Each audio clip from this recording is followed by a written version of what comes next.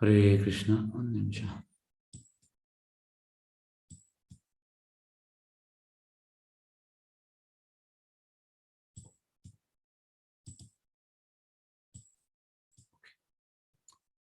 S, Hare Krishna. ಎಲ್ಲರಿಗೂ ಅಧ್ಯಾಯ 8ಕ್ಕೆ ಸ್ವಾಗತ. ಅಧ್ಯಾಯ 8 ನೋಡಿ. ಅಧ್ಯಾಯ 8 ತುಂಬಾ ಮುಖ್ಯ, ತುಂಬಾ ಮುಖ್ಯ. ಯಾಕೆ? ಅಕ್ಷರ ಬ್ರಹ್ಮ ಯೋಗ, ಭಗವತ್ ಪ್ರಾಪ್ತಿ ಹೇಗೆ ಗಳಿಸೋದು ಅಧ್ಯಾಯ 8ರಲ್ಲಿ ಉಂಟು. ಅರ್ಜುನನು ಹೀಗೆ ಪ್ರಶ್ನಿಸಿದ, ಪ್ರಭುವೇ, ಪರಮಪುರುಷನೇ, ಯಾವುದು ಬ್ರಹ್ಮನ್, ಯಾವುದು ಆತ್ಮ, ಕರ್ಮ ಯಾವುದು, ಈ ಐಕಾವ್ಯಕ್ತಿ ಯಾವುದು, ದೇವತೆಗಳು ಯಾರು, ದಯವಿಟ್ಟು ಇದನ್ನು ನಮಗೆ ವಿವರಿಸು. ನೆಕ್ಸ್ಟ್, ಮಧುಸೂದನನೇ, ಯಜ್ಞದ ಪ್ರಭು ಯಾರು, ಅವನ ದೇಹದಲ್ಲಿ ವಾಸಿಸುವ ಹೇಗೆ, ಭಕ್ತಿ ಸೇವೆ ತೊಡಗಿರುವವರು ಮರಣ ಕಾಲದಿಂದ ಅಂತ ತಿಳಿಯುವುದು ಹೇಗೆ. ನೋಡಿ, ಪ್ರಭುಪಾದ ಯಾವಾಗಲೂ ಹೇಳ್ತಿದ್ರು, ಈಗ ನಮ್ದು ಒಳ್ಳೆ ಪ್ರಶ್ನೆ ಇದ್ದರೆ ಎಸ್ ನಾವು ಅಂತ ಹೇಳುವಂಥದ್ದು ಆಧ್ಯಾತ್ಮಿಕವಾಗಿ ನಾವು ಪ್ರೋಗ್ರೆಸ್ ಆಗ್ತದೆ ಅನ್ನೋ ಅರ್ಥ. ಹಾಗಾಗಿ ಇಲ್ಲಿ ನೋಡಿ, ಪ್ರಶ್ನೆಗಳು ನೋಡಿ. ಪ್ರಭುಪಾದ ಹೇಳ್ತಾರೆ, ಅರ್ಜುನನ ಪ್ರಶ್ನೆ ನೋಡಿ, ಯಾವುದು ಬ್ರಹ್ಮನ್. ನಾವಾಗೆ ಅಲ್ಲ, ನಮ್ದೆಂತ ಪ್ರಶ್ನೆ ಇರ್ತದೆ, ಅಮ್ಮ ನಾಳೆ ಎಂತ ತಿನ್ಲಿಕ್ಕೆ ಮಾಡ್ತೀಯಾ, ಅದು ಎಂತ ಮಾಡ್ತೀಯ, ಇದು ಎಂತ ಮಾಡ್ತೀಯ, ಈ ರೀತಿ ಪ್ರಶ್ನೆ ಇಲ್ಲ. ಪ್ರಶ್ನೆ ನೋಡಿ, ಯಾವುದು ಬ್ರಹ್ಮನ್, ಯಾವುದು ಆತ್ಮ. ಯಾರಷ್ಟು ಮಕ್ಕಳು ಕೇಳ್ತಾರೆ ಆತ್ಮ ಯಾವುದು ಅಂತ, ಯಾರಿಗೂ ಕೂಡ ಇದರ ಗಂಧ ಗಾಳಿ ಗೊತ್ತಿಲ್ಲ. ಕರ್ಮ ಯಾವುದು. ಯಾಕಂದ್ರೆ ಪ್ರಭುಪಾದ ಹೇಳ್ತಾರೆ, ಪ್ರಶ್ನೆ ಈಗಂದ್ರೆ ಶಾಲೆಯಲ್ಲಿ ಟೀಚರ್ ಈಗ ಒಬ್ಬ 95 ಮಾರ್ಕ್ಸ್ ಎಲ್ಲ ತೆಗಿತಾ ಇರ್ತಾನೆ, ಅವ ಒಳ್ಳೆ ಪ್ರಶ್ನೆ ಕೇಳ್ತಾನೆ. ಮತ್ತೆ ಸಂಜೆ ಆಗುವಾಗ ಕೆಲವೊಮ್ಮೆ ಅವನಿಗೆ ಎಂತ ಅರ್ಥ ಆಗದಿದ್ದರೆ ಹೇಳ್ತಾನೆ, ಟೀಚರ್ ನನಗೆ ಸ್ಪೆಷಲ್ ಕ್ಲಾಸ್ ತೆಗಿತೀರಾ. ಟೀಚರ್ ಇದ್ದಾರೆ, ಆಯ್ತಂತ. ಅದೇ ರೀತಿ ಇವನ ಪ್ರಶ್ನೆ ಕೂಡ ತುಂಬ ಉತ್ತಮವಾದ ಪ್ರಶ್ನೆ, ಅದಕ್ಕೆ ಭಗವಂತ ಉತ್ತರಗಳು ಕೊಡ್ತಾನೆ, ಉತ್ತಮ ಉತ್ತರ. ಹಾಗಾಗಿ ನಮ್ಮ ಪ್ರಶ್ನೆ ಒಳ್ಳೇದಿರ್ಬೇಕು. ಕರ್ಮ ಯಾವುದು, ಈ ಐಹಿಕ ಅಭಿವೃದ್ಧಿ ಯಾವುದು, ದೇವತೆಗಳು ಯಾವುದು, ದಯವಿಟ್ಟು ಇದನ್ನು ನನಗೆ ವಿವರಿಸು. ಮತ್ತೆ ಯಜ್ಞದ ಪ್ರಭು ಯಾರು, ಮಧುಸೂದನನು, ಅವನ ದೇಹದಲ್ಲಿ ವಾಸಿಸುವುದು ಹೇಗೆ, ಭಕ್ತಿ ಸೇವೆ ತೊಡಗಿರೋರು ಮರಣಕಾಲ. ನೋಡಿ, ಇದು ತುಂಬಾ ಪ್ರಭುಪಾದ ಹೇಳ್ತಾರೆ, ಎಂತಂದ್ರೆ life is preparation, death is examination. ಈಗ ನಾವು ಶಾಲೆಗೆ ಹೋಗುವಾಗ ನಮ್ಗೆ ಖುಷಿ ಆಗ್ತದೆ, ಅಂದ್ರೆ ಟೀಚರ್ ಹೇಳಿದ್ರೆ ಎಕ್ಸಾಮ್ ಇಲ್ಲ ಅಂತ, ನಾವು ತುಂಬ ಆರಾಮ್ಸೆ ಹೋಗ್ತಾ ಬರ್ತೇವೆ. ಅದು ಎಕ್ಸಾಮ್ ಹೇಳುವಾಗ ಈಗ ಎಂತ ಹೇಳೋದು, ಟೈಮ್ ಟೇಬಲ್ ಕೊಡ್ತಾರೆ, ನಾಡಿದ್ದು ಎಕ್ಸಾಮ್ ಆಗ ಮಾತ್ರ ನಮಗೆ ಫುಲ್ ಎಂತ ಕಲ್ತವನಿಗೆ ಎಂತ ಟೆನ್ಷನ್ ಆಗುದಿಲ್ಲ, ಯಾರು ಕಲಿಯಿಲ್ಲ ಅವನಿಗೆ ಫುಲ್ ಟೆನ್ಷನ್ ಆಗುತ್ತೆ. ಅದೇ ರೀತಿ ಮೇನ್ ಈ ಮರಣಕಾಲದಿಂದ ಅಂತ ತಿಳಿಯುವುದು ಹೇಗೆ, ಡೆತ್ ಈಸ್ ಎಕ್ಸಾಮಿನೇಷನ್. ಈಗ ನಾವು ಹೇಳ್ಬೋದು, ನಾನು ಹಾಗೆ ಮಾಡಿದ್ದೇನೆ ಹೀಗೆ ಮಾಡಿದ್ದೇನೆ, ಆದರೆ ಮೇನ್ ಗೊತ್ತಾಗುವಂಥದ್ದು ಸಾಯುವಾಗ. ಹಾಗಾಗಿ ಮರಣಕಾಲದಿಂದ ತಿಳಿಯುವುದು ಹೇಗೆ, ಒಳ್ಳೆ ಪ್ರಶ್ನೆ ನೋಡಿ. ಭಕ್ತಿ ಸೇವೆ ತೊಡಗಿರೋರು ಮರಣಕಾಲದಲ್ಲಿ, ಅದು ಕೂಡ ಯಾರು, ಭಕ್ತಿ ಸೇವೆ ತೊಡಗಿರೋರು ಮರಣಕಾಲದಿಂದ ತಿಳಿಯುವುದು ಹೇಗೆ. ಇದು ಪ್ರಿವಿಯಸ್ ಅಧ್ಯಾಯ 7ನೇ ಅಧ್ಯಾಯದಲ್ಲಿ, ಜರಾಮರಣ ಮೋಕ್ಷಾಯ ಮಾಂ ಆಶ್ರಿತ ಯತಂತಿ ಯೇ ತೇ ಬ್ರಹ್ಮ ತದ್ ವಿದು ಕೃಷ್ಣಂ ಆಧ್ಯಾತ್ಮಂ ಕರ್ಮ ಚ ಅಖಿಲಂ ಸಾ ಆದಿಭೂತ ಆದಿದೈವಂ ಮಾಂ ಸಾ ಆದಿಯಜ್ಞಂ ಚ ಯೇ ವಿದು ಪ್ರಯಾಣ ಕಾಲೇ ಅಪಿ ಚ ಮಾಂ ತೇ ವಿದು ಯುಕ್ತ ಚೇತಸ. ಅಲ್ಲಿ ಕೂಡ ಇದನ್ನು ಹೇಳಿದ್ದಾರೆ. ಯಾವುದೆಲ್ಲ? ಆಧ್ಯಾತ್ಮ, ಆದಿದೈವ, ಆದಿಯಜ್ಞ.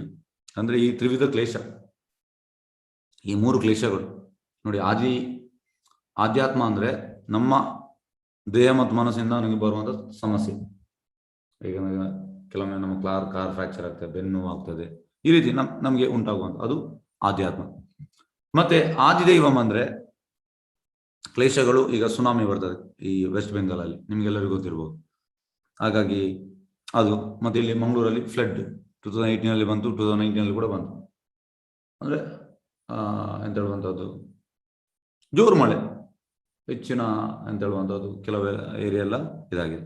ಹಾಗಾಗಿ ಅದು, ಮತ್ತೆ ಕೆಲವೊಮ್ಮೆ ಅರ್ತ್ಕ್ವೇಕ್, ಭೂಕಂಪ, ಮತ್ತೆ ಸೈಕ್ಲೋನು, ಫ್ಯಾಮಿನ್, ಇದೆಲ್ಲ ಆದಿದೈವ. ನಮ್ಮ ಕೈಯಲ್ಲಿ ಇಲ್ಲ, ನಾವು ಹೇಳ್ತೇವೆ ನಮ್ಮ ಕೈಯಲ್ಲಿ ಇಲ್ಲ. ಮತ್ತೆ ಆದಿಭೂತ ಅಂದ್ರೆ ಬೇರೆ ಜೀವಿಗಳಿಂದ ಬರುವಂತ ಸಮಸ್ಯೆ. ಈಗ ನೋಡಿ, ಮಲೇರಿಯಾ, ಒಂದು ಸಣ್ಣ ಇರುವೆ ಬರ್ತದೆ. ಈಗ ಕೊರೋನಾ ಕೂಡ ಬೇರೆ ಲಿವಿಂಗ್ ಎಂಟಿಟಿ. ಹಾಗಾಗಿ ಇದು ತ್ರಿವಿಧ ಕ್ಲೇಶ, ನಮಗೆ ತಪ್ಪಿಸ್ಲಿಕ್ಕೆ ಆಗುದಿಲ್ಲ. ಈಗ ಹೇಗಂದ್ರೆ ವಿಜ್ಞಾನಿಗಳು ಹೇಳ್ತಿದ್ರು ನಾವು ಇದನ್ನು ತಪ್ಪುತ್ತೇವೆ ಅಂತ. ಲಾಸ್ಟ್ ಟೈಮ್ ಕೊರೋನಾ ಬಂದು 2020 ಈ ಅಮೆರಿಕದವರು, ಅಂದ್ರೆ ನಾವು ಫಾಲೋ ಮಾಡೋದು ಅಮೆರಿಕ ವಿಜ್ಞಾನಿಗಳು ಎಂತ ಹೇಳ್ತಾರೆ ಅದನ್ನು ನಾವು ಫಾಲೋ ಮಾಡ್ತೇವೆ. ಅಲ್ಲಿ ಹೇಳಿದರೆ, ಈಗ ಒಂದು ಹೊಸ ಬರ್ಗರಲ್ಲಿ ಮಲ ಹಾಕಿ ತಿನ್ನುವುದು ಅಂತೇಳಿ ನಾವು ತಿಂತೇವೆ. ನಾವು ಅಷ್ಟು ಬ್ಲೈಂಡ್ ಫಾಲೋವರ್ಸ್. ಹಾಗಾಗಿ ಈಗ ಅವರು ಒಪ್ಪಿದ್ರು ಲಾಸ್ಟ್ ಕೊರೋನಾ ಬರುವಾಗ, ಅಂದ್ರೆ ಉನ್ನತ ಮಟ್ಟದ ಸೈನ್ಸ್ ಟೆಕ್ನಾಲಜಿ, ಅದು ಡಾಕ್ಟರ್ ಹೇಳಿಕರ್ ಏನ್ ಮಾಡಿ ಅಲ್ಲಿ ಕೂಡ ತುಂಬಾ ಮಂದಿ ಸತ್ತು. ಹಾಗಾಗಿ ಈ ಎಂತ ಹೇಳುವುದು, ನಮ್ಮ ಕಂಟ್ರೋಲ್ ಇಲ್ಲ. ಎಷ್ಟೋ ವಿಷಯ ನಮ್ಮ ಕಂಟ್ರೋಲ್ ಇಲ್ಲ. ಅದು ನಾವು ಹೇಳುವಂತ ನಮ್ಮ ಕಂಟ್ರೋಲ್ ಇಲ್ಲ. ನಾವು ತ್ರಿವಿಧ ಕ್ಲೇಶಗಳು ಇದೆ, ಇದನ್ನು ಅಲ್ಲಿ ಹೇಳುವಂಥದ್ದು. ಎಸ್, ಈಗ ನೋಡಿ, ಇದು ಟೇಬಲ್ ಮಾಡಿದರೆ, ಟೇಬಲ್ ಮಾಡೋ ಮುಂಚೆ ಭಗವಂತನ ಉತ್ತರ ನೋಡುವ. ದೇವೋತ್ತಮರನ್ನು ಹೀಗೆ ಹೇಳಿದನು: ಅವಿನಾಶಿಯ ದಿವ್ಯ ಜೀವಿಗೆ ಬ್ರಹ್ಮನೆಂದ ಹೆಸರು. ಅವನ ನಿತ್ಯ ಸ್ವಭಾವವನ್ನು ಆಧ್ಯಾತ್ಮ ಅಥವಾ ಆತ್ಮ ಎಂದು ಕರೆಯುತ್ತಾರೆ.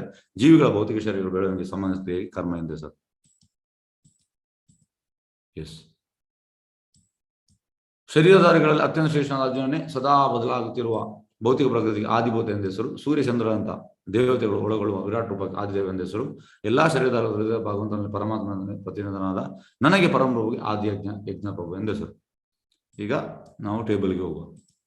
ಭಗವಂತನ ಉತ್ತರ, ಇವನ ಪ್ರಶ್ನೆ ಅರ್ಜುನಂದು 2 ಶ್ಲೋಕ, 3 ಮತ್ತು 4 ಶ್ಲೋಕ. ಇದಾದ ಟೇಬಲ್ ಅಲ್ಲಿ ನಮಗೆ ಕೊಟ್ಟಿದೆ. ಎಸ್, ಈಗ ಫಸ್ಟಿಗೆ ಬ್ರಹ್ಮನ್. ಬ್ರಹ್ಮನ್ ಅಂದ್ರೆ ನಾನು ದೇಹ ಅಲ್ಲ, ನಾನು ಆತ್ಮ. ಈಗ ಪ್ರಭು ಹೇಳ್ತಾರೆ, ಕಲಿಯುಗ ಅಂದ್ರೆ 99.9% ಜನರು ಎಲ್ಲರೂ ನಾನು ದೇಹ ಅಂದ್ರೆ ಎಂತ, ನಾನು ಭಾರತೀಯ, ನಾನು ಕರ್ನಾಟಕದವ, ನಾನು ಕನ್ನಡಿಗ, ನಾನು ಬ್ರಾಹ್ಮಣ, ನಾನು ಕ್ಷತ್ರಿಯ, ನಾನು ಶೂದ್ರ. ದೇಹದ ಭಾವನೆ ಅದು. ದೇಹದಲ್ಲಿ ನಾವು ಇದು ಮಾಡುವಾಗ ನಮ್ಗೆ ನಾನು ಅಮೆರಿಕನ್, ಚೈನಾ, ನಾನು ಪಾಕಿಸ್ತಾನಿ, ಅದು ದೇಹದ ಭಾವನೆ. ನಾವು ಆತ್ಮದ ಲೆವೆಲ್ಗೆ ಬರಬೇಕು. ನಂದು ಕೃಷ್ಣ ಹೇಳುವ 2ನೇ ಅಧ್ಯಾಯ, ನನ್ನ ದೇಹ ಅಲ್ಲ, ನನ್ನ ಆತ್ಮ. ದೇಹ ಚೇಂಜ್ ಆಗ್ತಾ ಇರ್ತದೆ, ಬಟ್ಟೆ ಚೇಂಜ್ ಮಾಡಿದಾಗೆ. ಆತ್ಮ ಚೇಂಜ್ ಆಗುದಿಲ್ಲ. ನೋಡಿ ನಿಮ್ಗೆ ಹೇಗಂದ್ರೆ, ದೇಹಿನಸ್ಮಿ ಯಥಾ ದೇಹ ಕೌಮಾರಂ ಯೌವನಂ ಜ ತಥಾ ದೇಹಾಂತರ ಪ್ರಾಪ್ತಿ ಧೀರಸ್ತದ ಮುಯತೆ. ಅಂದ್ರೆ ಸಣ್ಣದಿರುವಾಗ ನಿಮ್ಗೆ ಎಲ್ಲರಿಗೂ ಗೊತ್ತಿರು, ನೀವು ಹೇಗಿದ್ರಿ, ತುಂಬಾ ಸಣ್ಣದಿದ್ರಿ, ಅಂದ್ರೆ ತುಂಬಾ ಸಣ್ಣ, ಒಂದು 5 ವರ್ಷ ಒಳಗೆ. ಮತ್ತೆ ನೀವು 10 ವರ್ಷ ಆಗೋ ದೊಡ್ಡದಾಗಿದೆ, 15 ವರ್ಷ ಇನ್ನೂ ದೊಡ್ಡದಾಗಿದೆ, ಮತ್ತೆ 20 ವರ್ಷ ನೀವು ಬೇರೆ ಆಗಿದ್ದೀರಿ. ಸ್ವಲ್ಪ ಆಗ ನೀವು ಸ್ವಲ್ಪ ಸಪೋರ್ ಇರುವಾಗ ಇಲ್ಲಿ ಸ್ವಲ್ಪ ತೋರ, ಮತ್ತೆ 30 ವರ್ಷ ಆಗುವಾಗ ಇನ್ನು ಸ್ವಲ್ಪ ತೋರ, 40 ಆಗುವಾಗ ಚೇಂಜ್ ಆಗಿದೆ ಟೋಟಲ್ ದೇಹ, 50 ಆಗುವಾಗ ಚೇಂಜ್, 60 ಆಗುವಾಗ ಹಲ್ಲೆಲ್ಲ ಹೋಗ್ತದೆ, ಫುಲ್ ದೇಹ ಎಲ್ಲ ಇದು ಉದುರಿ ಹೋಗ್ತದೆ. ಲಾಸ್ಟಿಗೆ 70 ಆಗುವಾಗ ನಮ್ಮ ಇದೇ ಚೇಂಜ್. 80ರಲ್ಲಿ ನಾವು ಏನಿಲ್ಲ, ಬಲ ಇಲ್ಲದಾಗಿರ್ತೇವೆ. ಹಾಗೆ ನಿಮ್ಗೆಲ್ಲರಿಗೂ ಗೊತ್ತುಂಟು, ದೇಹ ಚೇಂಜ್ ಆಗ್ತಾ ಉಂಟು. ನಾವು ಇದನ್ನು, ಇದು ಸೈನ್ಸ್, ಇದು ರಿಯಲ್ ಸೈನ್ಸ್. ದೇಹ ಚೇಂಜ್ ಆಗುದು ನಾವೆಲ್ಲರೂ ನಮಗೆ ಗೊತ್ತುಂಟು. ಆದ್ರೂ ಕೂಡ ನಮ್ಗೆ ಎಂತ ಅಂದ್ರೆ, ಈ ಆತ್ಮದ ಜ್ಞಾನ ಇಲ್ಲದ ಕಾರಣ ನಾವು ಅದನ್ನು ನಮಗೆ ಅರ್ಥ ಮಾಡ್ಲಿಕ್ಕೆ ಕಷ್ಟ ಆಗ್ತಾ ಉಂಟು. ಆಕ್ಚುಲಿ ನಾವು ದೇಹ ಅಲ್ಲ, ನಾನು ಆತ್ಮ. ನೀವು ಕೂಲ್ ಹೆಡ್ಡಲ್ಲಿ ನೀವು ಥಿಂಕ್ ಮಾಡಿದರೆ ನಿಮ್ಗೆ ಗೊತ್ತಾಗ್ತದೆ. ಯಾಕಂದ್ರೆ ನೀವು ನಿಮ್ಮ ದೇಹ ಚೇಂಜ್ ಮಾಡ್ತಾ ಬಂದಿದ್ರೆ, ಆತ್ಮ ಚೇಂಜ್ ಆಗುದಿಲ್ಲ. ಆತ್ಮ ಹಾಗೆ ಆಸ್ ಇಟ್ ಈಸ್. ಹಾಗೆ ಇದನ್ನು ನಾಶವಿಲ್ಲದ ಜೀವಾತ್ಮ. ನೋಡಿ, ನಾಶವಿಲ್ಲದ ಜೀವಾತ್ಮ ಅಂದ್ರೆ, ಈಗ ನೈನಂ ಚಿಂತನ ಶಸ್ತ್ರಾಣಿ ನೈನಂ ದಹತಿ ಪಾವಕ ನಾ ಚೈನಂ ಕ್ಲೇದಪೋ ನಾ ಶೋಷಿಸಿ ಮಾರುತ. ಅಂದ್ರೆ ನೀರಿಂದ ಒಣಗಿಸಲಾಗುವುದಿಲ್ಲ, ಮತ್ತೆ ಕಟ್ ಮಾಡ್ಲಿಕ್ಕೆ ಆಗುವುದಿಲ್ಲ, ಮತ್ತೆ ಈ ರೀತಿ. ಹಾಗಾಗಿ ನಾವು ದೇಹನ ಮಾತ್ರ ಮಾಡ್ಬೋದು, ಆತ್ಮ ಮಾಡ್ಲಿಕ್ಕೆ ಆಗುದಿಲ್ಲ. ಈಗ ಯಾರು ಸಾಯುವಾಗ ನೋಡಿ, ಸಾಯುವಾಗ ಎಂತಂದ್ರೆ ದೇಹ ಅಲ್ಲೇ ಉಂಟು, ಆತ್ಮ ಇಲ್ಲ. ಆತ್ಮ ಯಾವಾಗ ಇದು ಬಿಟ್ಟು ಹೋಗ್ತದೆ ಆಗ ನಮಗೆ ಸಾವು. ಇದು ನಿಜವಾದ ಸೈನ್ಸ್ ಇದು. ಹಾಗಾಗಿ ಆತ್ಮ ನೆಕ್ಸ್ಟ್ ಎಲ್ಲಿ ಹೋಗ್ತದೆ, ಇದನ್ನು ನಾವು ತಿಳಿಯುವಂತ ಬುದ್ಧಿವಂತಿಕೆ ನಾವು ಯೂಸ್ ಮಾಡಬೇಕು. ನಮ್ಮ ಬುದ್ಧಿಯನ್ನು ಅಲ್ಲಿ ಯೂಸ್ ಮಾಡಬೇಕು. ಆದ್ರೆ ನಾವೆಂತಂದ್ರೆ, ಈಗ ನೋಡಿ,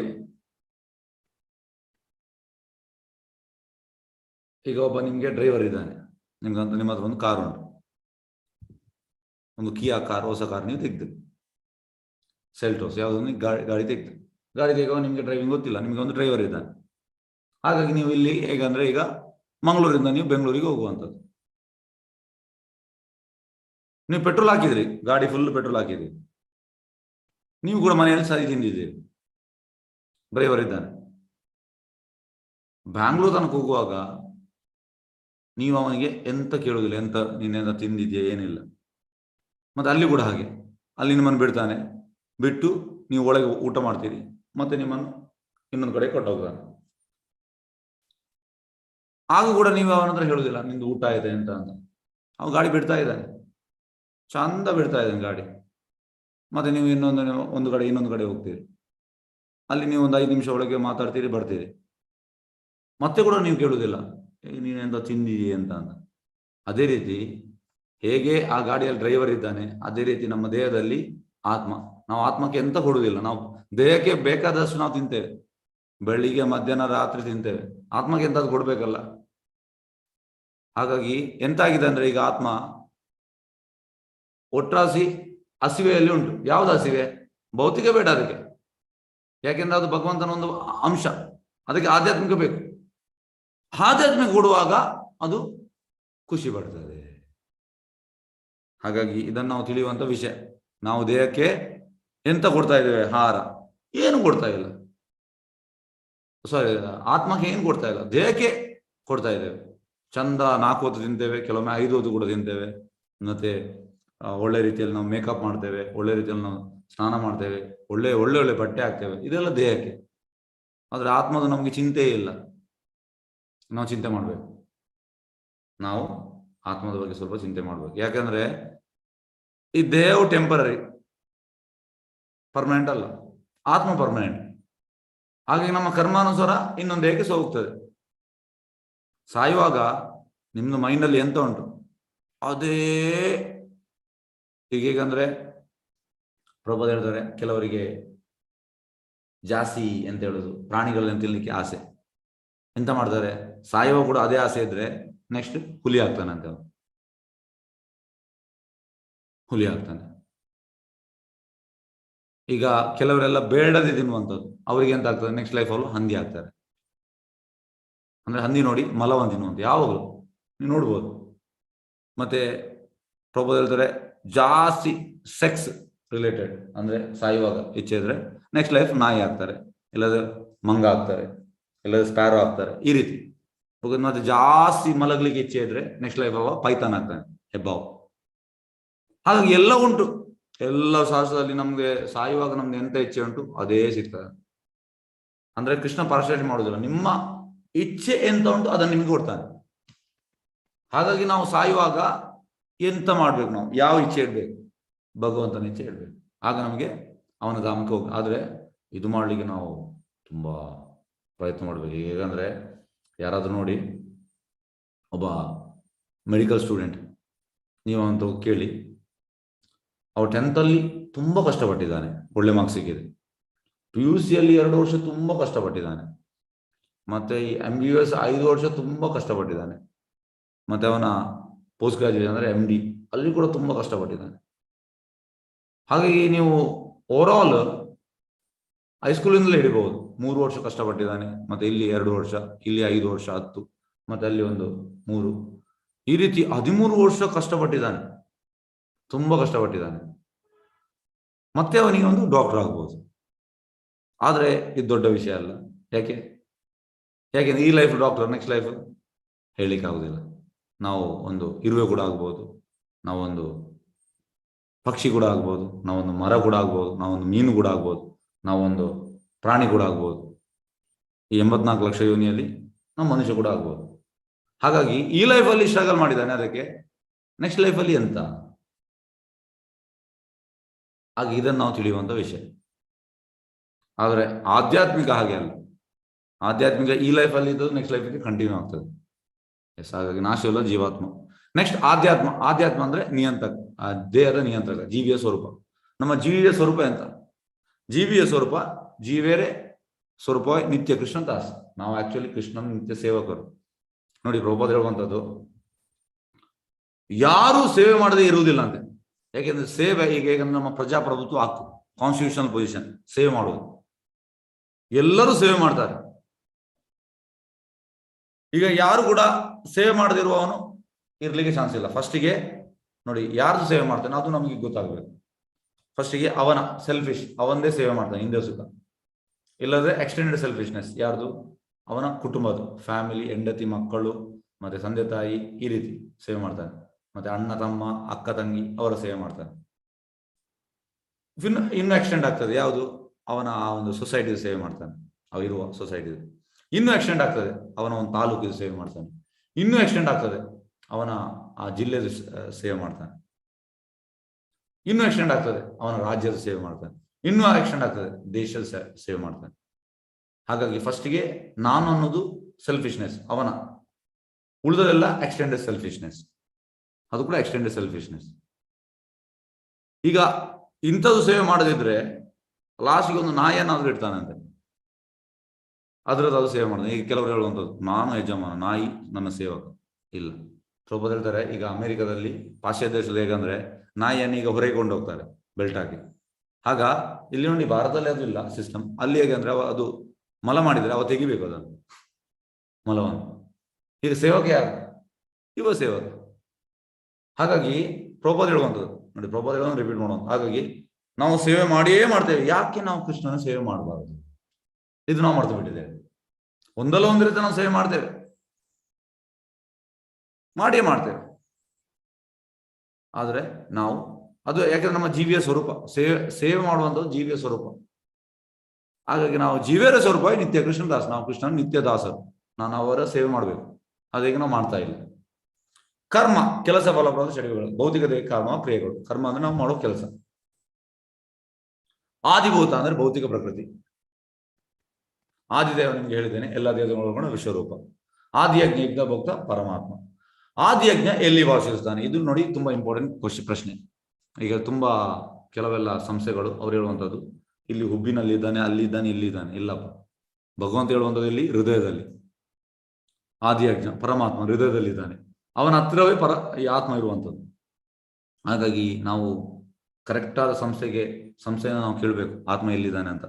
ಈ ಭೋಗ ಸಂಸ್ಥೆಗಳು ಎಂತೆಂತ ಹೇಳ್ತಾರೆ, ಇಲ್ಲಿ ಉಂಟು 2 ಹುಬ್ಬಿನ ಮಧ್ಯೆ, ಅದು ಇಲ್ಲಿ ಉಂಟು, ಇಲ್ಲಿ ಉಂಟು, ಇಲ್ಲಿ ಉಂಟು ಎಂತೆಂತ ಹೇಳ್ತಾರೆ. ಆದ್ರೆ ಪ್ರಭುಪಾದ ಹೇಳ್ತಾರೆ, ಯಾರು ಹೈಯೆಸ್ಟ್ ಅಥಾರಿಟಿ? ಕೃಷ್ಣ. ಕೃಷ್ಣ ಹೃದಯದಲ್ಲಿ, ಆದಿಯಜ್ಞ ಹೃದಯದಲ್ಲಿ ಇದ್ದಾನೆ ಅಂತ ಹೇಳಿದ್ರೆ ನಾವು ಅದನ್ನು ಒಪ್ಪಬೇಕು. ಸಿಂಪಲ್. ಸಾವಿನ ಸಮಯ ಕೃಷ್ಣನ ಹೇಗೆ ನೆನಪಿಸಿಕೊಳ್ಳುವಂಥದ್ದು? ನಾವು ಜೀವನೋದಕ್ಕೆ ಅಭ್ಯಾಸ ಮಾಡಬೇಕು. ನೋಡಿ, ಸಾಯುವಾಗ ನಮ್ಗೆ ಕೃಷ್ಣನ ನೆನಪು ಬರಬೇಕಿದ್ರೆ ನಾವು ಜೀವನೋದಕ್ಕೆ ಅಭ್ಯಾಸ ಮಾಡಬೇಕು, ಇಲ್ಲದೆ ಬರುವುದಿಲ್ಲ. ಈಗ ಇದಕ್ಕೆ ಒಂದು ಸಣ್ಣ ವಿಷಯ ಹೇಳ್ತೇನೆ. ಈಗ ಹೇಗೆಂದ್ರೆ ಪ್ರಹ್ಲಾದ್ ಮಹಾರಾಜ್ ಹೇಳುವಂಥದ್ದು, ನಾವು ಫಸ್ಟಿಗೆ ನಮ್ಮ 5 ವರ್ಷ ನಮ್ಮ ಮುದ್ದು ಮಾಡ್ತಾರೆ. ಅದು ಫಸ್ಟಿಗೆ 15 ವರ್ಷ ನಮ್ಮ ಆಟದಲ್ಲಿ ಹೋಗ್ತದೆ. ಆಟದಲ್ಲಿ ಫಸ್ಟ್ 5 ವರ್ಷ ಮುದ್ದಿನಲ್ಲಿ ಮತ್ತೆ ಆಟದಲ್ಲಿ ಹೋಗ್ತದೆ. ಮತ್ತೆ ನಾವು ಈ ಹುಡುಗಿ ಹುಡುಕುದಲ್ಲಿ ಹುಡುಗಿ ಹುಡುಕುದು, ಹುಡುಗ ಹುಡುಕುದು, ಇದರಲ್ಲಿ ಹೋಗ್ತದೆ. ಮತ್ತೆ ನಾವು ಕೆಲಸ ಹುಡುಕುದಲ್ಲಿ ಹೋಗ್ತದೆ ಸ್ವಲ್ಪ ವರ್ಷ. ಮತ್ತೆ ನಮ್ಗೆ ಎಂತಾಗ್ತದೆ, ನಮಗೆ ಕೆಲಸಕ್ಕೆ ಮತ್ತೆ ನಾವು ಫ್ಯಾಮಿಲಿ ಜಂಜಾಟಲ್ಲಿ ಹೋಗ್ತದೆ. ಮತ್ತೆ ನಮಗೆ ಪ್ರಾಯ ಆಗ್ತದೆ. ಪ್ರಾಯ ಆದಮೇಲೆ ಎಂತಾಗ್ತದೆ, ರೋಗದಲ್ಲಿ ಹೋಗ್ತದೆ ಜೀವನ ಪೂರ್ತಿ. ಹಾಗಾಗಿ ಎಲ್ಲಿ ಕೃಷ್ಣ ಪ್ರಜ್ಞೆಯಲ್ಲಿ? ಅದಕ್ಕೆ ಪ್ರಹ್ಲಾದ್ ಮಹಾರಾಜ್ ಹೇಳುವಂಥದ್ದು, ಕೌಮಾರ ಆಚರಿತು ಪ್ರಜ್ಞೆ. ಸಣ್ಣ ಪ್ರಾಯದಲ್ಲಿ ಕೃಷ್ಣ ಪ್ರಜ್ಞೆ ತಗೊಳ್ಬೇಕು. ಹಾಗಾಗಿ ಈಗ ಪ್ರಭುಪಾದ ಹೇಳುವಂಥದ್ದು, ಯಾರು 50 ವರ್ಷ ಈ ಜಪವನ್ನು ಮಾಡ್ತಾರೆ ಅಂದ್ರೆ, ಈಗ ನೋಡಿ ನಾನು ಸಣ್ಣ ಪ್ರಾಯದಲ್ಲಿ ಬಂದಿದ್ದೇನೆ ಕೃಷ್ಣ ಪ್ರಜ್ಞೆ, ಹಾಗೆ ಇನ್ನು ಕಂಟಿನ್ಯೂಸ್ 50 ವರ್ಷ ಮಾಡ್ಬೇಕಂತೆ. ಪ್ರಭುಪಾದ ಹೇಳ್ತಾರೆ, ಯಾರಾದ್ರೂ 50 ವರ್ಷ ಈ ಜಪ ಮಾಡಿದ್ರೆ ಅವು ಖಂಡಿತ ಕೃಷ್ಣನ ಧಾಮಕ್ಕೆ ಹೋಗ್ತಾನೆ. ಅಂದ್ರೆ 16 ಸತಿ ಜಪ ಖಂಡಿತ ಹೋಗ್ತಾನೆ. ಆದ್ರೆ ಕೃಷ್ಣನ ಧಾಮಕ್ಕೆ ಹೋಗುವಂಥದ್ದು ಸುಲಭದ ಕೆಲಸ ಅಲ್ಲ. ಹಾಗಾಗಿ ನಾವು ಇದನ್ನು ಅಭ್ಯಾಸ ಮಾಡಬೇಕು. ಪ್ರಭುಪಾದ ಹೇಳ್ತಾರೆ, ಹೇಗೆಂದ್ರೆ ಈಗ ಐ ಟಿ ಐ ಮಕ್ಕಳನ್ನು ಅವರ ಕಾಲೇಜ್ ಆದ ಮೇಲೆ ಅವರಿಗೆ ಎಲ್ಲಿಯಾದ್ರೂ ಕೆಲಸ ಸಿಗ್ತದೆ, ಅಲ್ಲಿ ಅವರಿಗೆ ಸ್ಟೈಫಂಡ್ ಕೊಡುವುದು ಅಂದ್ರೆ 1,000-2,000 ಕೊಡ್ತಾರೆ. ಆಕ್ಚುಲಿ ಅವರು 15,000 20,000 ಕೆಲಸ ಮಾಡ್ತಾರೆ, ಆದ್ರೆ ಅವರಿಗೆ 1-2 ವರ್ಷ ಹಾಗೆ. ಅದೇ ರೀತಿ ಪ್ರಭುಪಾದ ನಮ್ಗೆ ಕೂಡ ಹಾಗೆ ಅಂತೆ. ಇದು ನಮ್ದು ಕೃಷ್ಣ ಪ್ರಜ್ಞೆ ನಾವೀಗ ಅಭ್ಯಾಸ ಮಾಡ್ಬೇಕು. ಈಗ ಮಾಡಿ ಮಾಡಿ ಮಾಡಿ ಮಾಡಿ ಮಾಡಿ ಮಾಡಿ ನಾವು ಸಾಯುವಾಗ ನಮಗೆ ಕೃಷ್ಣನ ಸ್ಮರಣೆ ಬರ್ತದೆ, ಇಲ್ಲದೆ ಬರುವುದಿಲ್ಲ. ಜೀವನೋದ್ದಕ್ಕೆ ಸ್ಮರಣೆ ಅಭ್ಯಾಸ ಮಾಡಬೇಕು. ಸಾವಿನ ಸಮಯದಲ್ಲಿ ನಮಗೆ ಕೃಷ್ಣನ ಸ್ಮರಣೆ ನೆನಪು ಬರಬೇಕಿದ್ರೆ ನಾವು ಇದನ್ನು ಅಭ್ಯಾಸ ಮಾಡಬೇಕು. ಹೇಗೆ ಆ ಡಾಕ್ಟರ್ ಆದವ, ಅವ ಹೇಗೆ ಹೈಸ್ಕೂಲಿಂದಲೇ ಎಲ್ಲ ಸ್ಯಾಕ್ರಿಫೈಸ್ ಮಾಡ್ತಾ ಬಂದಿದ್ದಾನೆ. ಓದ್ಲಿಕ್ಕೆ ಓದುದು PUC ಅಲ್ಲಿ ಓದುವಂಥದ್ದು, ಇನ್ನು MBS ಅಲ್ಲಿ MD ಅಲ್ಲಿ ಓದಿ ಆ ಲೆವೆಲ್ಗೆ ಬಂದಿದೆ. ಅದೇ ರೀತಿ ನಾವು ಕೂಡ ನಮ್ಗೆ ನೆಕ್ಸ್ಟ್ ಲೈಫಲ್ಲಿ ಜನ್ಮ ಬೇಡ ಅಂತ ಹೇಳಿದ್ರೆ ನಾವು ಕೃಷ್ಣನ ಸ್ಮರಣೆಯನ್ನು ಅಭ್ಯಾಸ ಮಾಡಬೇಕು. ಎಸ್, ದೇವೋತ್ತಮ ಪುರುಷನು ಹೀಗೆ ಹೇಳಿದನು, ಅವಿನಾಶಿ ದಿವ್ಯ ಜೀವಿಗೆ ಬ್ರಹ್ಮನೆಂದ ಹೆಸರು. ಓಕೆ, ಇದಾಯ್ತು. ಸಾರಿ. ಎಸ್, ಅಂತಕಾಲೇ ಚ ಮಾಮೇ ವಾಸ್ಮರನ್ ಮುಕ್ತ್ವಾ ಕಲೇವರಂ ಯಾ ಪ್ರಯಾತಿ ಸಮದ್ಭಾವಂ ಯಾತಿ ನಾಶಿ ಅತ್ರ ಸಂಶಯ. ಅಂತ್ಯಕಾಲದಲ್ಲಿ ನನ್ನನ್ನು ಸ್ಮರಿಸುತ್ತಾ ಯಾವನ್ ದೇವನ್ ಬಿಡುವನು ಅವನು ಕೂಡಲೇ ನನ್ನ ಸ್ವಭಾವವನ್ನು ಹೊಂದುತ್ತಾನೆ, ಇದರಲ್ಲಿ ಸಂಶಯ ಇಲ್ಲ. ನೋಡಿ, ಮೇನ್ ಅಂದ್ರೆ ನಾವು ಪ್ರಭುಪಾದ ಹೇಳ್ತಾರೆ ಫಲೇನ ಪರಿಚಯತ್. ಫಲೇನ ಪರಿಚಯತ್ ಅಂದ್ರೆ ಬೈ ದ ರಿಸಲ್ಟ್. ಈಗ ನಾನು ಹೇಳ್ಬೋದು ಡಮ್ ಡಮ್, ನಾನು ನಿಮ್ಗೆಲ್ಲ ಹೇಳ್ಬೋದು ನಾನು ಭಕ್ತಿಯಲ್ಲಿ ತುಂಬಾ ವರ್ಷ ಇದ್ದೇನೆ, ನಾನು ಹಾಗೆ ಹೀಗೆ. ಓಕೆ, ಸಾಯುವಾಗ ನನಗೆ ಬೇಡ ಸ್ಮರಣೆ ಅಂದ್ರೆ ನಾನು ಮಾಡಿದೆಲ್ಲ ವೇಸ್ಟ್. ಅಂದ್ರೆ ಇದಕ್ಕೆ ವಿಷಯ ಅಂತ ಅಂದ್ರೆ ಮೇನ್ ಲಿಟ್ಮಸ್ ಟೆಸ್ಟ್ ಅಂದ್ರೆ ನಮ್ಮ ಸಾಯುವಾಗ ನಮ್ದು ಯಾವ ಸ್ಮರಣೆ ಉಂಟು. ಪ್ರಭುಪಾದ ಹೇಳ್ತಾರೆ ನಾವು ಜಂಬ ಕೊಚ್ಚಬಹುದು ಹಾಗೆ ಹೀಗೆ, ಇಲ್ಲ, ಸಾಯುವಾಗ ನಮ್ಗೆ ಕೃಷ್ಣ ಸ್ಮರಣೆ ಬರ್ತದೆ. ಇಲ್ಲಿ ನೋಡಿ, ಭೀಷ್ಮ ಪಿತಾಮಹ, ಪ್ರಭುಪಾದ ಹೇಳ್ತಾರೆ ಭೀಷ್ಮ ಪಿತಾಮಹ ಎಷ್ಟು ಪುಣ್ಯ ಮಾಡಿರ್ಬೇಕು. ಯಾಕೆಂದ್ರೆ ಸಾಯುವಾಗ ಕೃಷ್ಣನ್ ನೋಡ್ತಾ ಸತ್ತಿದ್ದಾರೆ. ನಾವು ಇದನ್ನು ಪ್ರೇ ಮಾಡ್ಬೇಕು, ನಮ್ಗೆ ಕೂಡ ಇದೇ ಭಾಗ್ಯ ಕೊಡುವ ಅಂತ. ನೋಡಿ, ಇದಕ್ಕೆ ಅವರು ಎಷ್ಟು ಪುಣ್ಯ ಮಾಡಿರ್ಬೇಕು. ಭೀಷ್ಮ ಪಿತಾಮಹಗೆ ಸಾಯುವಾಗ ಕೃಷ್ಣ ಎದುರು ಇದು ಬಂದು ಅವ್ರು ಸಾಯ್ಬೇಕಿದ್ರೆ ಅವ್ರು ಎಷ್ಟು ಪುಣ್ಯ ಮಾಡಿರ್ಬೇಕು. ಹಾಗೆ ನಾವು ಕೂಡ, ನಮಗೆ ಕೂಡ ಇದು ಸಿಗ್ಲಿಕ್ಕೆ ಚಾನ್ಸ್ ಉಂಟು. ನಾವು ಅಭ್ಯಾಸ ಮಾಡ್ಬೇಕು. ಅಭ್ಯಾಸ ಮಾಡಿದ್ರೆ ಖಂಡಿತ ನಮ್ಗೆ ಕೃಷ್ಣ ಸ್ಮರಣೆ ಬರ್ತದೆ, ಕೃಷ್ಣ ಬರ್ತಾನೆ. ನಾವು ತುಂಬಾ ಪ್ಯೂರ್ ಆದ್ರೆ ಖಂಡಿತ ಬರ್ತಾನೆ. ನಮ್ಮ ಪ್ಯೂರಿಟಿ ಇಲ್ಲದಿದ್ರೆ ಬರುವುದಿಲ್ಲ. ಪ್ಯೂರಿಟಿ ಅಂದ್ರೆ ಈಗ ಪ್ರಭುಪಾದ ಶುದ್ಧ ಭಕ್ತರು 100% ಕೃಷ್ಣನೇ, ಬೇರೆ ಯಾವುದಿಲ್ಲ. ಹಾಗೆ ಸಾಯುವಾಗ ನಾವು ಆ ಸ್ಮರಣೆಗೆ ಬರಬೇಕು. ಯಾವುದು ಬೇರೆ ಯಾವ್ದು ನಮ್ಗೆ ಥಾಟ್ಸ್ ಬರಬಾರ್ದು, ಟೋಟಲಿ ಕೃಷ್ಣ. ಯಾಕಾಗ ನಮ್ಗೆ ಎಂತ ಆಗ್ತದೆ ನೆಕ್ಸ್ಟ್ಗೆ ನೋಡಿ, ಜನ್ಮ ಇದ್ರೆ ಮಾತ್ರ ನೆಕ್ಸ್ಟ್ ನಿಮ್ಗೆ ಮೃತ್ಯು ಇರುವಂತದ್ದು. ಓಲ್ಡ್ ಏಜ್, ಜರ, ವ್ಯಾಧಿ, ರೋಗ. ಆಕ್ಚುಲಿ ಯಾರಿಗೂ ಕೂಡ ಈ ರೋಗ ಬೇಡ, ಯಾರಿಗೂ ಕೂಡ ಓಲ್ಡ್ ಏಜ್ ಬೇಡ. ನೋಡಿ, ಹೆಚ್ಚಿನವರಿಗೆ ಫಿಲ್ಮ್ ಸ್ಟಾರ್ಸ್ನವರೆಲ್ಲ ಯಂಗ್ ಆಗಿ ನೋಡ್ತಾರೆ. ಕೆಲವರೆಲ್ಲ ಈಗ ಕೂಡ 50 ವರ್ಷದಲ್ಲೂ ಕೂಡ ಹೀರೋಯಿನ್ ಆಕ್ಟ್ ಮಾಡ್ತಾರೆ, ಮೇಕಪ್ ಎಲ್ಲ ಮಾಡಿ. ಇಲ್ಲಪ್ಪ, ಪ್ರಾಯ ಆಗ್ತದೆ. ಪ್ರಾಯ ಆಗ ನಿಮ್ಮ ಎಲ್ಲ ಹೋಗ್ತದೆ, ಮುಖ ನೋಡುವಾಗ ಗೊತ್ತಾಗ್ತದೆ ಪ್ರಾಯ ಆಗಿದೆ ಅಂತ. ಹಾಗಾಗಿ ಜನರಿಗೆ ಯಾರಿಗೂ ಕೂಡ ಪ್ರಾಯ ಆಗ್ಲಿಕ್ಕೆ ಇಷ್ಟ ಇಲ್ಲ. ಎಲ್ಲರಿಗೂ ಹೆಂಗಿರ್ಬೇಕು, ಒಳ್ಳೆ ಸುಂದರ ಇರ್ಬೇಕು ನಮ್ಗೆಲ್ಲ. ಇಲ್ಲ, ಅದು ಚಾನ್ಸ್ ಎಲ್ಲಿರುವಂಥದ್ದು ಕೃಷ್ಣನ ಧಾಮದಲ್ಲಿ. ಅಲ್ಲಿ ಯಾರು ಎಲ್ಲರೂ ಹಾಗೆ ಹೆಂಗೆ, ಅಲ್ಲಿ ಪ್ರಾಯ ಆಗುವುದಿಲ್ಲ. ಯಾಕಂದ್ರೆ ಅದು ಭೌತಿಕ ಶರೀರ ಅಲ್ಲ. ಈ ಭೌತಿಕ ಶರೀರ ಮಾತ್ರ ಹಾಗೆ ಆಗುವಂಥದ್ದು. ಹೇಗಂದ್ರೆ ಕೃಷ್ಣನ ಧಾಮ ಬಿಡಿ, ಸ್ವರ್ಗಲೋಕದಲ್ಲಿ ಅವರ ಶರೀರ ಈ ಶರೀರ ಅಲ್ಲ, ಅದು ಸ್ಮೆಲ್ ಬರುವಂಥದ್ದು. ನಮ್ದು ಸ್ಟಿಂಕಿಂಗ್ ಅಂದ್ರೆ ಈ ಮಲ, ಮೂತ್ರ, ಮತ್ತೆ ರಕ್ತ, ಎಲುಬು, ಮಾಂಸ, ಇದೆಲ್ಲ ವಾಸನೆ. ಆದ್ರೆ ಸ್ವರ್ಗಲೋಕದವರದು ಇಂಥ ಶರೀರ ಅಲ್ಲ. ಸ್ವರ್ಗಲೋಕದವರದ್ದು ಅಂತ ಶರೀರ ಇರ್ಬೇಕು. ನೀವು ಎಣಿಸಿ ಕೃಷ್ಣ ಧಾಮದ ಹೇಗಿರ್ಬೋದು. ಯಾಕೆಂದ್ರೆ ಸ್ವರ್ಗಲೋಕ ಕೂಡ ಪರ್ಮನೆಂಟ್ ಪ್ಲೇಸ್ ಅಲ್ಲ. ಹಾಗೆ ನಾವು ಇದನ್ನು ತಿಳಿಬೇಕು. ಎಸ್, ಹನ್ಯಾನಿ ಭೂತಾನಿ ಗಚ್ಚಂತಿ ಯಮಾಲಯಂ ಶೇಷ ಸಾವಿರಂ ಇಚ್ಛಂತಿ ಕ್ಷಿಮಾಶಯ ಮತ್ಪರಂ. 100,000 ಜೀವಗಳು ಪ್ರತಿಕ್ಷಣ ಸಾಯುತ್ತಿರ್ತಾರೆ, ಆದ್ರೆ ಮೂರ್ಖನ ಜೀವಿ ತಾನು ಅಮರ ಎಂದು ತಿಳಿದು ಸಾಯಲು ಸಿದ್ಧನಾಗಿರುವುದಿಲ್ಲ. ಈ ಜಗತ್ತಿನ ಅತ್ಯಾಶಕರವಾದ ಸಂಗತಿ ಅಂದ್ರೆ ಇದು.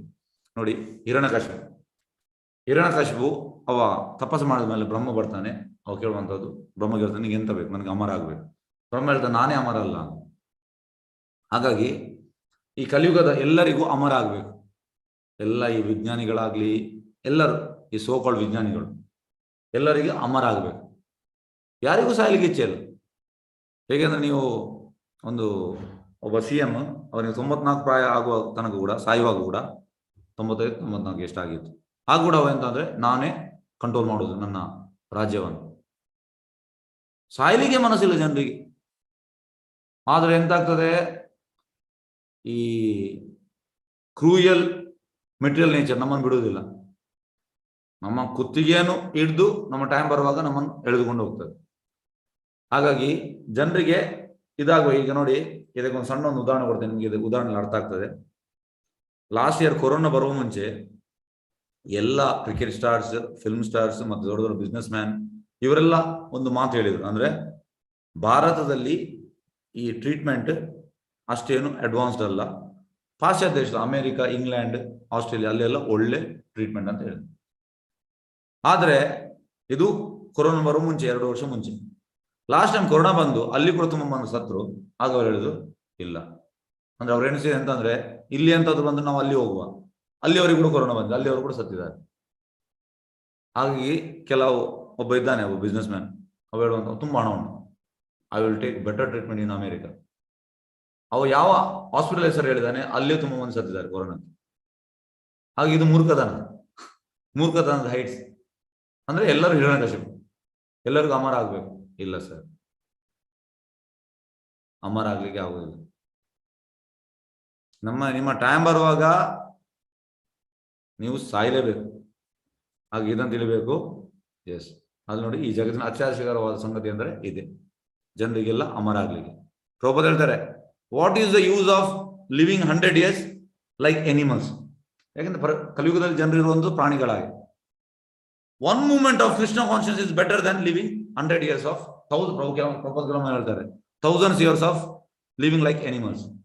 ಈ ಕಲಿಯುಗದಲ್ಲಿ ಎಂತಂದ್ರೆ ಯಾರಿಗೂ ಕೃಷ್ಣ ಪ್ರಜ್ಞೆ ಇಲ್ಲ. ಕೃಷ್ಣ ಪ್ರಜ್ಞೆ ಇಲ್ಲದಿರುವಂತದ್ದು ಪ್ರಾಣಿ ಇದ್ದಾಗೆ, ಏನು ಪ್ರಯೋಜನ ಇಲ್ಲ. ನಾನು 80 ವರ್ಷ, ಅವರು 95 ವರ್ಷ ಇದ್ರು, ಏನು ಪ್ರಯೋಜನ? ಯಾರಿಗೆ ಎಂತ ಲಾಭ ಆಯ್ತು? ಕೃಷ್ಣ ಪ್ರಜ್ಞೆ ಪ್ರಭುಪಾದ ಹೇಳ್ತಾರೆ, ಈಗ ಈಶೋಪನಿಷತ್ತು ಕೂಡ ಹೇಳುವಂತದ್ದಾಗಿ, ಒಬ್ಬ ಕೃಷ್ಣ ಪ್ರಜ್ಞೆಯಲ್ಲಿದ್ದು ಅವ 100 ವರ್ಷ ಬದುಕಿದ್ರೆ ಎಲ್ಲ ಜೀವಿಗಳಿಗೆ ಅದರಿಂದ ಲಾಭ ಅಂತೆ. ಯಾಕೆ?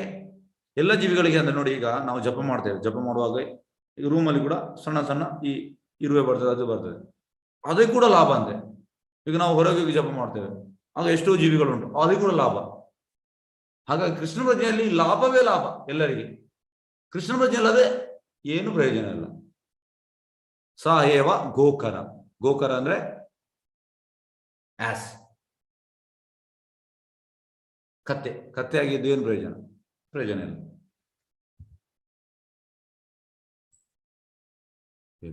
ಯಂ ವಾಪಿ ಸ್ಮರನ್ ಭಾವಂ ತ್ಯಜತಿ ಅಂತೆ ಕಲೆಯರಂ ತಂ ತಂ ಏ ವೇದಿ ಕೌಂತೆಯ ಸದಾ ತದ್ಭಾವ ಭಾವಿತ. ಕುಂತಿಯ ಮಗನಾದ ಅರ್ಜುನನೇ, ವ್ಯಕ್ತಿಯು ತನ್ನ ದೇಹವನ್ನು ಬಿಡುವಾಗ ಯಾವ ಭಾವವನ್ನು ಸ್ಮರಿಸುವನು ಅದೇ ಭಾವವನ್ನು ನಿಶ್ಚಯವಾಗಿ ಪಡೆಯುವ. ಈಗ ನೋಡಿ, ಭರತ್ ಮಹಾರಾಜ್ ಸಾಯುವಾಗ ಭಾವ ಸ್ಟೇಜಲ್ಲಿ ಇದ್ರು ಕೂಡ ಅವರಿಗೆ ಜಿಂಕೆ ಸ್ಮರಣೆ ಬಂತು, ಅವರು ನೆಕ್ಸ್ಟ್ ಲೈಫ್ ಜಿಂಕೆ ಆದ್ರು. ಈಗ ಭರತ್ ಮಹಾರಾಜ್ ಭಾವ ಸ್ಟೇಜಲ್ಲಿ ಇದ್ದಾರೆ, ನಾವು ಈಗ ಶ್ರದ್ಧಾ ಸ್ಟೇಜಲ್ಲಿ ಇದ್ದೇವೆ. ಮತ್ತೆ ನಾವೇ ಅಂತ ಈಗ ನಾವು ನಾನು ಕೃಷ್ಣ ಪ್ರಜ್ಞೆ ಬಂದಿದ್ದೇನೆ, ಸಾಯುವಾಗ ನಾನು ಮತ್ತೆ ಕೃಷ್ಣ ಇಲ್ಲ. ನಮ್ದು ಟೋಟಲ್ ನಾವು ಕೃಷ್ಣ ಪ್ರಜ್ಞೆಯಲ್ಲಿ ಇರ್ಬೇಕು. ಯಾವುದು ಒಂದು ಈ ಭೌತಿಕ ಇಚ್ಛೆ ಇರಬಾರ್ದು ನಮ್ಗೆ. ಮತ್ತೆ ನಾವು ಕೃಷ್ಣಧಾಮ, ಇಲ್ಲದ್ರೆ ನಮ್ಗೆ ಯಾವ ಸ್ಮರಣೆ ಇರ್ತದೆ ಅದೇ ಸಿಗ್ತದೆ. ಹಾಗಾಗಿ ಮೇನ್ ಅಂತಂದ್ರೆ ನಾವು ಸಾಯುವಾಗ ಕೃಷ್ಣನ ಸ್ಮರಣೆ ಮಾಡ್ಬೇಕು, ಅದಕ್ಕೆ ನಾವು ಅಭ್ಯಾಸ ಮಾಡ್ಬೇಕು. ಎಸ್, ಎಲ್ಲರಿಗೂ ಗೊತ್ತೊಂದು ಭರತ್ ಮಹಾರಾಜ್, ತಸ್ಮಾ ಸರ್ವೇಶು ಕಾಲೇಶು ಮಾಂ ಅನುಸ್ಮರ ಯುದ್ಧ ಚ ಮೈ ಅರ್ಪಿತ ಮನೋಬುದ್ಧಿ ಮಾಮೇ ವೇಷ ಸಂಶಯ. ಆದ್ರಿಂದ ಅರ್ಜುನನೇ, ನೀನು ಯಾವಾಗಲೂ ನನ್ನನ್ನು ಕೃಷ್ಣನ ರೂಪದಲ್ಲಿ ಸ್ಮರಿಸಬೇಕು. ನೋಡಿ, ಕೃಷ್ಣನ ರೂಪದಲ್ಲಿ. ಈಗ ಹೆಚ್ಚಿನವರು ಹೇಳುವಂಥದ್ದು ದೇವರಿಗೆ ರೂಪವಿಲ್ಲ, ನಿರಾಕಾರ. ಇಲ್ಲಪ್ಪ, ಕೃಷ್ಣ ಹೇಳಿದ್ದಾನೆ ಕೃಷ್ಣನ ರೂಪದಲ್ಲಿ. ಕೃಷ್ಣನಿಗೆ ರೂಪ ಉಂಟು. ಈಗ ನಿಮ್ಗೆ ರೂಪ ಉಂಟು, ನಿಮ್ಮ ತಂದೆಗೆ ರೂಪ ಉಂಟು, ನಿಮ್ಮ ತಂದೆಗೆ ರೂಪ ಉಂಟು. ಈಗ ಯಾರಾದ್ರೂ ಹೇಳಿದ್ರೆ ನಿನ್ನ ತಂದೆಗೆ ರೂಪವಿಲ್ಲ, ನಿಮ್ಗೆ ಸಿಟ್ಟು ಬರ್ತದೆ, ನಿಮ್ಗೆ ಇಮಿಡಿಯೇಟ್ ನೀವು ಬಿಸಿ ಆಗ್ತೀರಿ. ನಿಮ್ಮ ತಂದೆಗೆ ರೂಪ ಅಂತ, ನಿಮ್ಮ ತಾಯಿಗೆ ರೂಪ ನಿಮ್ಗೆ ಸಿಟ್ಟು ಬರ್ತದೆ. ಕೃಷ್ಣಮ್ಮ ಸುಪ್ರೀಂ ತಂದೆ. ಹೇಗೆಂದ್ರೆ ನನ್ನ ತಂದೆಗೆ ರೂಪ ಉಂಟು, ನನ್ನ ತಂದೆಯ ರೂಪ ಉಂಟು, ಹೀಗೆ ಹೋಗ್ತಾ ಹೋಗ್ತಾ ನಮ್ಮನ್ನು ಅಂದ್ರೆ ಹುಟ್ಟಿಸಿದವ ಬ್ರಹ್ಮ, ಅವನಿಗೆ ರೂಪ ಉಂಟು. ಬ್ರಹ್ಮನ ಹುಟ್ಟಿಸಿದ ಯಾರು? ಕೃಷ್ಣ, ಅವನಿಗೆ ಕೂಡ ರೂಪ ಉಂಟು. ಯಾಕೆ ರೂಪ ಇಲ್ಲ? ರೂಪ ಉಂಟು. ಅದೇ ಕಾಲದ ಯುದ್ಧ ಮಾಡುವ ನಿನ್ನ ವಿಧಿತ ಕರ್ತವ್ಯವನ್ನು ಮಾಡಬೇಕು. ನಿನ್ನ ಚಟುವಟಿಕೆಗಳನ್ನು ನನಗೆ ಅರ್ಪಿಸಿ ನಿನ್ನ ಮನಸ್ಸು ಮತ್ತು ಬುದ್ಧಿಶಕ್ತಿಯನ್ನು ನನ್ನಲ್ಲಿ ನಿಲ್ಲಿಸಿದರೆ ನಿಸ್ಸಂಶಯವಾಗಿ ನನ್ನನ್ನೇ ಹೊಂದುವೆ. ಅಭ್ಯಾಸ ಯೋಗ ಯುಕ್ತೇನ ಚೇತಸನಾನ್ಯಗಾಮಿನ ಪರಮಂ ಪುರುಷಂ ದಿವ್ಯಂ ಯಾತಿ ಪಾರ್ಥಾನುಚಿಂತೆಯಾನ್. ಪಾರ್ಥನೆ, ದೇವೋತ್ತಮ ಪರಮೇಶ್ವರ ಅಂತ ನನ್ನನ್ನು ಯಾರು ಧ್ಯಾನಿಸ್ತಾರೋ, ಬೇರೆ ಯಾವ ಕಡೆಗೂ ಮನಸ್ಸು ಚಲಿಸಂದ್ರೆ, ಯಾರ ಮನಸ್ಸು ಸದಾ ನನ್ನಲ್ಲಿ ತನ್ಮಯವಾಗಿರುವುದು, ಅವನು ಖಂಡಿತವಾಗಿಯೂ ನನ್ನ ಬಳಿಗೆ ಬರುವನು. ನೋಡಿ, ಕೃಷ್ಣ ದೇವೋತ್ತಮ ಪರಮಪುರುಷ. ದೇವತೆಗಳಿಗೆ ಮತ್ತೆ ದೇವೋತ್ತಮ ಪರಮ ವ್ಯತ್ಯಾಸ ಉಂಟು. ದೇವತೆಗಳೆಲ್ಲ ಕೃಷ್ಣ ಹೇಳಿದಾಗ ಕೇಳುವಂಥದ್ದು. ಹಾಗೆ ನಾವು ಇದನ್ನು ತಿಳಿಬೇಕು. ನೋಡಿ, ಇದು ಅಜಾಮಿಲ. ಈಗ ಅಜಾಮಿಲನ ಸ್ಟೋರಿ ಹೇಳಿದೆ ನಿಮಗೆ. ನೋಡಿ, ಅಜಾಮಿಲ ಬ್ರಾಹ್ಮಣ ಆಗಿದ್ದ. ಅವನಿಗೆ ತಂದೆ ಹೂ ತರ್ಲಿಕ್ಕೆ ಹೇಳಿದ್ರು. ಹಾಗಾಗಿ ಹೂ ತರ್ಲಿಕ್ಕೆ ಹೋಗ್ತಾನೆ. ಅಲ್ಲಿ ಒಂದು ನೋಡಿ ಕಾಣ್ಬೋದು ನಿಮಗೆ, ಒಬ್ಬಳು ವೈಶ್ಯೆ ಒಂದು ಗಂಡನೊಟ್ಟಿಗೆ ಆಲಿಂಗನ ಮಾಡ್ತಿದ್ದಾಳೆ. ಇದನ್ನು ನೋಡುವಂತ ಹೋದ. ಇನ್ನು ಸ್ವಲ್ಪ ನೋಡುವ ನೋಡಿ ಅಲ್ಲಿ ಇದಾದ. ಮತ್ತೆ ಕಡೆಗೆ ಎಂತಾಯ್ತು, ಕಡೆಗೆ ಮನೆಗೆ ಬಂದು ತಂದೆ ತಾಯಿಯನ್ನು ಬಿಟ್ಟ, ಹೆಂಡತಿ ಮಕ್ಕಳನ್ನೆಲ್ಲ ಬಿಟ್ಟು ಆ ವೈಶ್ಯೆಯಿಂದ ಹೋದ, ಪ್ರಾಸ್ಟಿಟ್ಯೂಟಿಂದ. ಹೀಗೆ ಹೋಗಿ ಹೋಗಿ ಹೋಗಿ ಹೋಗಿ ಹೋಗಿ ಮದುವೆ ಆದ. ಅವಳನ್ನೇ ಮದುವೆ ಆಗಿ ಅವನಿಗೆ ತುಂಬಾ ಮಕ್ಕಳಿದ್ದು ಅವನಿಗೆ ಅವನ 84 ವರ್ಷದಲ್ಲಿ ಒಂದು ಸಣ್ಣ ಮಗು ಆಯಿತು. ಅಂದ್ರೆ ಆಲ್ಮೋಸ್ಟ್ ಅವನ ಮಗುವಿಗೆ ನಾರಾಯಣ ಅಂತ ಹೆಸರಿಟ್ಟ. ಮುದ್ದಿ ಪ್ರಾಯದಲ್ಲಿ ಮಗು ಆಯಿತು. ತುಂಬಾ ಮಕ್ಕಳಿದ್ರು ಆ ವಯಸ್ಸಿಗೆ, ಅದರಲ್ಲಿ ಒಂದು ನಾರಾಯಣ. ಆದ್ರೆ ಇವ ಆ ಲಾಸ್ಟ್ ಮಗುವಲ್ಲಿ ತುಂಬಾ ಅವನಿಗೆ ಪ್ರೀತಿ ಇತ್ತು. ನಾರಾಯಣ ಇಲ್ಲಿ ಹೋದ, ನಾರಾಯಣ ನಾರಾಯಣ ನಾರಾಯಣ ಇದೆ. ಈಗ ನೋಡಿ, ಈಗ ನಾವೆಲ್ಲ ಮಕ್ಕಳಿಗೆಲ್ಲ ಹೆಸರಿಡುವಂಥದ್ದು, ಒಬ್ಬರು ಎಂತಂದ್ರೆ ಲಾಸ್ಟ್ ಟೈಮ್ ನಾನು ಹೋಗಿದ್ದೆ, ಅಲ್ಲಿ ಅವರು ಮಗುವಿದ ಹೆಸರು ಕರೆದ್ರು, ಅದು ನಾಯಿ ಹೆಸರು. ನಾಯಿ ಹೆಸರು ನೋಡಿ ಎಂತಂದ್ರೆ ಎಲ್ಲಿಂದ ಇಡುವಂಥದ್ದು ಅಂದ್ರೆ ಸ್ವಲ್ಪ ಪಾಶ್ ಇದ್ರು ಅವರು, ಸ್ವಲ್ಪ ಹಣಕಾಸಿನಲ್ಲಿ ಸ್ವಲ್ಪ ಅನುಕೂಲ ಇದ್ದಾಗಿದ್ರು. ಹೇಗಂದ್ರೆ ಅಮೆರಿಕದವನು ಫಾಲೋ ಮಾಡುವಂಥದ್ದು. ಅಲ್ಲಿ ನಾಯಿ ಹೆಸರು ಇಡ್ತಾರೆ, ಇಲ್ಲಿ ಕೂಡ ಅದನ್ನ ಇಡುವಂಥದ್ದು ಇಲ್ಲ. ನಾವು ನೋಡಿ ಹಿಂದಿನ ಕಾಲದಲ್ಲಿ ಯಾಕೆ ದೇವರ ಹೆಸರು ಇಡ್ತಾ ಇದ್ರು? ಯಾಕೆಂದ್ರೆ ಈಗ ತಂದೆಗೆ ಮಗು ಹತ್ರ ಜಾಸ್ತಿ ಇದಿರ್ತದೆ, ಅಟ್ಲೀಸ್ಟ್ ಸಾಯುವಾಗ ಅವ ಯಾರದ ಜಾಸ್ತಿ ಪ್ರೇಮ ಇರ್ತದೆ ಅವರ ಹೆಸರು ಇಡ್ತಾನೆ. ಹಾಗೆ ಎಂತ ಆಗ್ತದೆ, ಅಟ್ಲೀಸ್ಟ್ ಅದು ಸ್ವಲ್ಪ ಒಳ್ಳೇದಾಗ್ಲಿ ಅಂತ. ಹಾಗೆ ದೇವರ ಹೆಸರು ಇಡ್ಬೇಕು ನಾವು ಮಕ್ಕಳಿಗೆ, ಈ ನಾಯಿ ಬೇಕಿದ ಹೆಸರು ಇಡುವುದು ಅಲ್ಲ. ಹಾಗೆ ಇವ ನಾರಾಯಣ ಹೆಸರಿಟ್ಟಿದ್ದ. ಹೆಸರಿಟ್ಟ ಮೇಲೆ ಎಂತಾಯ್ತು, ಇವ ಸಾಯುವಾಗ ಅಂದ್ರೆ ಅಷ್ಟು ಬೇಡದು ಮಾಡಿದ್ದಾನೆ. ಇದೆಲ್ಲ ಯಮದೂತರು ಬಂದು, ಯಾಕೆಂದ್ರೆ ಅಷ್ಟು ಅವ ಮಾಡಿದ್ದಾನೆ. ಯಮದೂತರು ಬಂದು ಇಮಿಡಿಯೇಟ್ ಈ ವಿಷ್ಣುದೂತರು ಬಂದು ನೋಡಿ, ವಿಷ್ಣುದೂತರು ಹೈಯೆಸ್ಟ್ ಅಥಾರಿಟಿ, ಯಮದೂತರು ಸ್ವಲ್ಪ ಲೋಯೆಸ್ಟ್. ಹಾಗಾಗಿ ವಿಷ್ಣುದೂತರು ಹೇಳ್ತಾರೆ ನಿಲ್ಲುವ ಅಂತ, ನಿಮಗೆ ಕೊಂಡೋಗಿ ರೈಟ್ಸ್ ಇಲ್ಲ, ಅವರನ್ನು ನಾನು ಕೊಂಡೋಗುವಂಥದ್ದು. ಮತ್ತೆ ವಿಷ್ಣುದೂತರು ಯಮದೂತರು ಸೀದಾ ಯಮರಾಜರ ಹತ್ರ ಹೋಗ್ತಾರೆ. ಮತ್ತೆ ಅವರಲ್ಲಿ ಯಮರಾಜ ಹತ್ರ ಹೇಳ್ತಾರೆ, ಯಾಕೆ ನಿನ್ನ ಕ್ಯಾಲ್ಕುಲೇಷನ್ ತಪ್ಪಿದೆ? ಅಲ್ಲ, ಇದು ಕೃಷ್ಣಂದು ಕ್ಯಾಲ್ಕುಲೇಷನ್ ಅಂದ್ರೆ ಅವ ಕ್ಯಾಲ್ಕುಲೇಷನ್ ಮಾಡುವಾಗ ನಂದು ಯಾವ್ದು ಕ್ಯಾಲ್ಕುಲೇಷನ್ ನಡೆಯುವುದಿಲ್ಲ. ನೋಡಿ ಯಮರಾಜ ಈ ರೀತಿ ಹೇಳ್ತಾನೆ, ಕೃಷ್ಣನ ಎದುರು ನನ್ನ ಯಾವ್ದು ಕ್ಯಾಲ್ಕುಲೇಷನ್ ನಡೆಯುವುದಿಲ್ಲ. ಇದನ್ನು ನಾವು ತಿಳಿಬೇಕು. ಯಮರಾಜ ಹಾಗೆ ಹೇಳ್ತಿದ್ದಾನೆ. ಮತ್ತೆ ಕಡೆಗೆ ಅವರನ್ನು ಸಮಾಧಾನ ಮಾಡ್ತಾನೆ ಯಮರಾಜ. ವಿಷ್ಣುದೂತರು ಈಗ ಪ್ರಭಾದಲ್ಲಿ ಹೇಳುವಂಥದ್ದು, ಅಜಾಮಿಲ ಬೇಡದೆಲ್ಲ ಮಾಡಿದ, ಮತ್ತೆ ಯಾಕೆ ಈ ವಿಷ್ಣುದೂತರು ಬಂತು? ಈಗ ಪ್ರಭಾದ ಒಂದು ಪುಸ್ತಕ ಬರೆದಿದ್ದಾರೆ, ಸೆಕೆಂಡ್ ಚಾನ್ಸ್ ಅನ್ನೋ ಪುಸ್ತಕ ಬರೆದಿದ್ದಾರೆ. ಈಗ ನೋಡಿ, ಪ್ರಭಾದ ಹೇಳುವಂಥದ್ದು ಅಜಾಮಿಲಂದು ಇಂಟೆನ್ಷನ್ ತಪ್ಪಿರ್ಲಿಲ್ಲ. ಅಂದ್ರೆ ನಾವೆಂತಂದ್ರೆ ಈಗ ಬೇಡದ್ ಮಾಡಿ ಲಾಸ್ಟಿಗೆ ವೆಂಕಟರಮಣ ನನ್ನ ರಕ್ಷಿಸು ಮಾಡುವುದಿಲ್ಲ ಬೇಡದು, ಅದು ನಮ್ದು ಇಂಟೆನ್ಷನ್ ಅಲ್ಲಿ ರಾಂಗ್ ಉಂಟು. ಸಂಕಟ ಬಂದಾಗ ಒಂದು ವೆಂಕಟರಮಣ ಅಷ್ಟೇ. ಆದ್ರೆ ಅಜಾಮಿಲ್ ಹಾಗೆ ಅಲ್ಲ. ಅಜಾಮಿಲ ಫಸ್ಟಿಗೆ ಅಂತಂದ್ರೆ ನಾರಾಯಣ ಅಂತ ಕರೆದ, ಮತ್ತೆ ಅವನಿಗೆ ಆಯ್ತು ಈ ನಾರಾಯಣ ಎಂತ ಮಾಡ್ತಾನೆ, ನಾನು ಸಣ್ಣದಿರುವಾಗ ಅಂದ್ರೆ ಪೂಜೆ ಮಾಡಿದ, ಸಣ್ಣದಿರುವಾಗ ಬ್ರಾಹ್ಮಣ ಇರುವಾಗ ಒಳ್ಳೆ ಪೂಜೆ ಮಾಡಿದ, ಹಾಗಾಗಿ ಆ ನಾರಾಯಣ ಕರೆದ್ರೆ ಹೇಗೆ ಆದಿತ್ತು ಅಂತ ಅವನಿಗೊಮ್ಮೆ ಸ್ಮರಣೆ ಬಂತಾನೆ ಹೇಳುವಂತ. ಹಾಗಾಗಿ ಅವನ ಇಂಟೆನ್ಷನ್ ತಪ್ಪಿರ್ಲಿಲ್ಲ. ಹಾಗಾಗಿ ನಾವು ಕೂಡ ಈಗ ಬೇಡದು ಮಾಡಿ ಲಾಸ್ಟಿಗೆ ನಾವು ನಾರಾಯಣ ಕರೆದ್ರೆ ಅದು ರಾಂಗ್. ಈ ಒಂದು ಸ್ಪೆಷಲ್ ಕನ್ಸಿಡರೇಷನ್ ಕೃಷ್ಣ ಕೊಟ್ಟದ್ದು. ಕೃಷ್ಣ ಅಂತ ಎಣಿಸಿದ್ದು ಅವನಿಗೆ ಅಲ್ಲಿ ಮಿಸ್ಕಮ್ಯುನಿಕೇಶನ್ ಆಯ್ತು. ಕೃಷ್ಣ ಎಣಿಸಿದ್ದು ಅವನನ್ನೇ ಕರೆದಂತ ಎಣಿಸಿದ್ದು, ಹಾಗೆ ಬಂದವ ನಾರಾಯಣದ ಕರೆಯುವಾಗ ಬಂದ. ಹಾಗೆ ನಾವು ಇದರ ನಾವು ಎಂತ ಪಾಠ ಕಲಿಬೇಕಂದ್ರೆ ನೋಡಿ, ಕೃಷ್ಣ ನಾವು ಸ್ವಲ್ಪ ಮಾಡಿದ್ರು ನೆನ್ಪಿಡ್ತಾನೆ. ಹಾಗೆ ನಾವು ಭಕ್ತಿಯಲ್ಲಿ ಉನ್ನತ ಮಟ್ಟದ ಅರ್ಹತೆ ಪಡಿಬೇಕು. ಮತ್ತೆ ನಮಗೆ ಕೃಷ್ಣ ಖಂಡಿತ ನಮ್ಮನ್ನು ಹೇಗೆ ಅಜಾಮಿಲನ ರಕ್ಷಣೆ ಮಾಡಿದ ಅದೇ ರೀತಿ ನಮ್ಮನ್ನು ರಕ್ಷಣೆ ಮಾಡ್ತಾನೆ. ನೋಡಿ, ಮತ್ತೆ ವಿಷ್ಣುದವರು ಆ ವಿಷ್ಣು ತಗೊಂಡು ಹೋಗುವಾಗ ಅಜಾಮಿಲಲ್ಲಿ ಕೂಗ್ತಾನೆ, ಓ ಕೃಷ್ಣ, ನೀನ್ ನಂಗೆ ಫ್ರೀಡಮ್ ಕೊಟ್ಟಿದ್ಯಾ, ನಾನು ಅದು ಮಿಸ್ಯೂಸ್ ಮಾಡಿ ಇಂದ್ರಿಯ ಸುಖ ಮಾಡಿದೆ, ನನ್ನನ್ನು ಕ್ಷಮಿಸು ಅಂತ ಹೇಳಿದ. ಈ ಥಾಟ್ ನಮಗೆ ಬರ್ಬೇಕು. ನಮ್ಗೆ ಕೂಡ ಫ್ರೀಡಮ್ ಕೊಟ್ಟಿದ್ದಾನೆ, ನಾವೆಂತ ಮಾಡ್ತಾ ಇದ್ದೇವೆ? ಕೃಷ್ಣನ ಸೇವೆ ಮಾಡ್ತಾ ಇಲ್ಲ, ನಾವು ನಮ್ಮ ಇಂದ್ರಿಯ ಸುಖ ಮಾಡ್ತಾ ಇದ್ದೇವೆ. ಪರಮಪುರುಷನ ಎಲ್ಲವನ್ನು ಬಲ್ಲವನು, ಅತಿ ಪುರಾತನ ನಿಯಂತ್ರ ಅತ್ಯಂತ ಸಣ್ಣದಿರುವವನು, ಎಲ್ಲವನ್ನು ಪಾಲಿಸುವನು, ಎಲ್ಲ ಐಕಲ್ಪನೆಯನ್ನು ಮೀರಿದವನು, ಚಿಂತನೆ ಮೀರಿದವನು ಮತ್ತು ಸದಾ ಒಬ್ಬ ಪುರುಷನ್. ನೋಡಿ, ಕೃಷ್ಣ ಪುರುಷ. ಹೆಚ್ಚಿನವರು ಹೇಳ್ತಾರೆ ಕೃಷ್ಣನಿಗೆ ಆಕಾರ ಇಲ್ಲ, ಅದು ತಪ್ಪು. ಕೃಷ್ಣ ಹೇಳುವಂತ ಒಬ್ಬ ಪುರುಷ ಎಂದು ನಾವು ಧ್ಯಾನಿಸಬೇಕು. ಅವನು ಸೂರ್ಯನಂತೆ ಪ್ರಕಾಶಿಸುವನು ಮತ್ತು ದಿವ್ಯನಾಗಿದ್ದು ಈ ಐಕ ಪ್ರಕೃತಿಗೆ ಅತೀತನಾಗಿರುವನು. ಎಸ್, ಇದು ನೋಡಿ ಬ್ರಹ್ಮ ಮತ್ತೆ ಶಿವ ಕಾನ್ಸ್ಟೆಂಟ್ ಆಗಿ ಯಾವಾಗಲೂ ಕೃಷ್ಣ ಸ್ಮರಣೆ ಇರ್ತಾರೆ. ಈಗ ಅವರು ಕೃಷ್ಣ ಸ್ಮರಣೆ ಇರುವಾಗ ನಾವು ಯಾಕೆ ಇರಬಾರ್ದು? ಎಸ್, ಮಾಮುಪೇತ್ಯ ಪುನರ್ಜನ್ಮ ದುಃಖಾಲಯಂ ಅಶಾಶ್ವತಂ ನಾಪ್ನುವಂತಿ ಮಹಾತ್ಮಾನ ಸಂಸಿದ್ಧಿಂ ಪರಾಂ ಗತಿ. ಭಕ್ತಿಪೂರ್ವ ಯೋಗಿಗಳಾದ ಮಹಾತ್ಮನನ್ನು ಸೇರಿದ ಮೇಲೆ ದುಃಖತವರಾದ ಅಶಾಶ್ವತ ಪ್ರಪಂಚಕ್ಕೆ ಹಿಂದಿರುವುದಿಲ್ಲ, ಏಕೆಂದ್ರೆ ಅವರು ಅತ್ಯುನ್ನತ ಪರಿಪೂರ್ಣವನ್ನು ಸಾಧಿಸಿದ್ದಾರೆ. ನೋಡಿ, ಈಗ ಇಲ್ಲಿ ನೋಡಿ, ಇದು ತುಂಬಾ ಸೋಕೊಳ್ಳ ಆಧ್ಯಾತ್ಮಿಕ ಸಂಸ್ಥೆಗಳು. ಅವರು ಈ ಭಕ್ತ ಆರಾಮ್ಸೆ ಗೇಟ್ ತೆಗೆದು ಬಂದ. ಇನ್ನೊಮ್ಮೆ ನೋಡಿ, ಈ ಭಾರತದಲ್ಲಿ ತುಂಬಾ ಆಧ್ಯಾತ್ಮಿಕ ಸಂಸ್ಥೆಗಳು, ಅದರಲ್ಲಿ ಹೀಗೆ ಹಾರ್ಲಿಕ್ಕೆ ಹೋಗ್ತಾ ಇದ್ದಾರೆ. ಆದ್ರೆ ಭಕ್ತರು ನೋಡಿ ಆರಾಮ್ಸೆ, ಅವರಿಗೆ ವಿಷಯ ಗೊತ್ತುಂಟು ಹೇಗೆ ಬರ್ಬೇಕಂತ. ಈಗ ಇಲ್ಲಿ ನೋಡಿ, ಇಲ್ಲಿ ಹೇಳುವಂಥದ್ದು ಭಗವಂತ ದುಃಖಾಲಯಂ ಅಶಾಶ್ವತಂ. ಈ ಭೌತಿಕ ಲೋಕ ದುಃಖಾಲಯಂ, ಆದ್ರೆ ನಾವೆಂತ ಮಾಡಿದ್ದೇವೆ, ಇದನ್ನು ಸುಖಾಲಯಂ ಅಂತ ಭಾವಿಸಿದ್ದೇವೆ. ಈಗ ಎಕ್ಸಾಂಪಲ್, ಒಬ್ಬ ಈಗ ಬೆಂಗಳೂರಿನಿಂದ ಡೆಲ್ಲಿಗೆ ಹೋಗ್ತಾನೆ, ಅವನಿಗೆ ಐದು ದಿವಸ ಕೆಲಸ ಉಂಟು, ಹೋಟೆಲಲ್ಲಿ ಇದ್ದಾನೆ. ಹೋಟೆಲ್ ಸಿಂಪಲ್ ಹೋಟೆಲ್, ಪೇಂಟಿಂಗ್ ಕೂಡ ಸರಿ ಇಲ್ಲ. ಅವೆಂತ ಮಾಡ್ತಾನೆ, ಫಸ್ಟ್ ಡೇ ಪೇಂಟರ್ ಕರೆಸ್ತಾನೆ, ಪೇಂಟ್ ಹೊಡಿಸ್ತಾನೆ ಅವನ ರೂಮಿಗೆ, ಮತ್ತೆ ಒಂದು ಫ್ರಿಡ್ಜ್ ತರ್ತಾನೆ, ಮತ್ತೆ ಒಂದು ವಾಷಿಂಗ್ ಮಿಷಿನ್ ತರ್ತಾನೆ, ಒಂದು ಟಿವಿ ತರ್ತಾನೆ, ಫರ್ನಿಚರ್ ಸೆಟ್ ತರ್ತಾನೆ. ಆಗ ನಾವೆಂತ ಹೇಳ್ತೇವೆ, ಎಂತ ಮೂರ್ಖ ಮಾರೆ, 5 ದಿವಸಕ್ಕೆ ಬಂದಿದ್ದಾನೆ, ಅವ ಹೋಟೆಲಲ್ಲಿ ಇರ್ಬೇಕು, ಹೋಗ್ಬೇಕು. ಅದೇ ರೀತಿ ನಾವು ಕೂಡ ಈ ಭೌತಿಕ ಲೋಕದಲ್ಲಿ ನಾವು, ಇದು ಟೆಂಪರರಿ, ಇದು ಹೋಟೆಲ್ ಅಲ್ಲ, ಇದು ಜೈಲು, ಇಲ್ಲದ ಆಸ್ಪತ್ರೆ. ಈಗ ಆಸ್ಪತ್ರೆಗೆ ನಾವು ಹೋದ ಮೇಲೆ ನಾವು ಡಾಕ್ಟರ್ ಅದು ಕೇಳ್ತೇವೆ, ಡಾಕ್ಟರ್ ಯಾವಾಗ ಡಿಸ್ಚಾರ್ಜ್, ನಮಗೆ ಯಾವಾಗ ಒಮ್ಮೆ ಮನೆಗೆ ಹೋಗ್ಲಿ ಅಂತ ಆಗ್ತದೆ. ಆದ್ರೆ ನಾವು ಎಂತ ಭಾವಿಸ್ತೇವೆ, ಇದನ್ನು ಹೋಟೆಲ್ ಅಂತ ಭಾವಿಸ್ತೇವೆ. ಇದು ನಮ್ಮ ಮೂರ್ಖತನ. ದುಃಖಾಲಯ, ಸುಖಾಲಯ ಅಲ್ಲ, ಸುಖಾಲಯ ಕೃಷ್ಣನ ಲೋಕದಲ್ಲಿ. ಅಶಾಶ್ವತಂ ಅಂದ್ರೆ ಟೆಂಪರರಿ. ಈಗ ನೋಡಿ, ಈ ಮಾಯಾವಾದಿಗಳು ಹೇಳುವಂಥದ್ದು ಬ್ರಹ್ಮ ಸತ್ಯ ಜಗತ್ ಮಿಥ್ಯ. ಪ್ರಭುಪಾದ ಹೇಳ್ತಾರೆ ಬ್ರಹ್ಮ ಸತ್ಯ ಹೌದು, ಜಗತ್ ಮಿಥ್ಯ ಅಲ್ಲ. ಜಗತ್ ಮಿಥ್ಯ ಅಂದ್ರೆ ಸುಳ್ಳು. ಹೇಗೆ ಸುಳ್ಳು ಆಗ್ತದೆ? ಭಗವಂತ ಸೃಷ್ಟಿ ಸುಳ್ಳು ಆಗುವುದಿಲ್ಲ, ಆದ್ರೆ ಇದು ಟೆಂಪರರಿ, ಪರ್ಮನೆಂಟ್ ಅಲ್ಲ. ಎಸ್, ಭಕ್ತಿಪೂರ್ವಕ ಯೋಗಿಗಳಾದ ಮಹಾತ್ಮನನ್ನು ಸೇರಿದ ಮೇಲೆ ದುಃಖಗಳ ವರದಿ ಅವಕಾಶ ಅಶಾಶ್ವತ ಪ್ರಪಂಚಕ್ಕೆ ಹಿಂದಿರುವುದಿಲ್ಲ. ನೋಡಿ, ಇದು ದುಃಖತವಾಗಿ ಇಲ್ಲಿ ಬರುವುದಿಲ್ಲ. ಯಾರು? ಮಹಾತ್ಮರು. ಏಕೆಂದ್ರೆ ಅವರು ಅತ್ಯುನ್ನತ ಪರಿಮಾಣ ಸಾಧಿಸಿದ್ದಾರೆ. ಈ ಐಕ ಜಗತ್ತಿನ ಅತ್ಯುನ್ನತ ಲೋಕದಿಂದ ಅತಿ ಕೆಳಗಿನ ಲೋಕದವರೆಗೆ ಎಲ್ಲ ಲೋಕಗಳು ದುಃಖದ ಆವಾಸಗಳು. ಇವುಗಳಲ್ಲಿ ಜನ್ಮ ಮತ್ತೆ ಮತ್ತೆ ಆಗುತ್ತದೆ. ಆದ್ರೆ ಕುಂತಿಯ ಪುತ್ರ ಅರ್ಜುನನೇ, ನನ್ನ ನಿವಾಸಗಳು ಸೇರಿದವನಿಗೆ ಪುನರ್ಜನ್ಮವಿಲ್ಲ. ಈ ಐಕ ಲೋಕದಿಂದ ಅತ್ಯುನ್ನತ ಅಂದ್ರೆ ಬ್ರಹ್ಮಲೋಕ, ಆ ಬ್ರಹ್ಮ ಲೋಕ ಪುನರಾವರ್ತಿನ ಅರ್ಜುನ. ಯಾವುದೇ ಕೀಳು ಲೋಕ ಎಲ್ಲವೂ ದುಃಖದ ಆವಾಸಗಳೇ. ಹಾಗೆ ಎಂತ ಹೇಳ್ತಾನೆ ಕೃಷ್ಣ ಇಲ್ಲಿ, ಆದ್ರೆ ಕುಂತಿಯ ಪುತ್ರನ ಅರ್ಜುನನೇ ನನ್ನ ನಿವಾಸ ಅಂದ್ರೆ ಕೃಷ್ಣನ ವೈಕುಂಠ.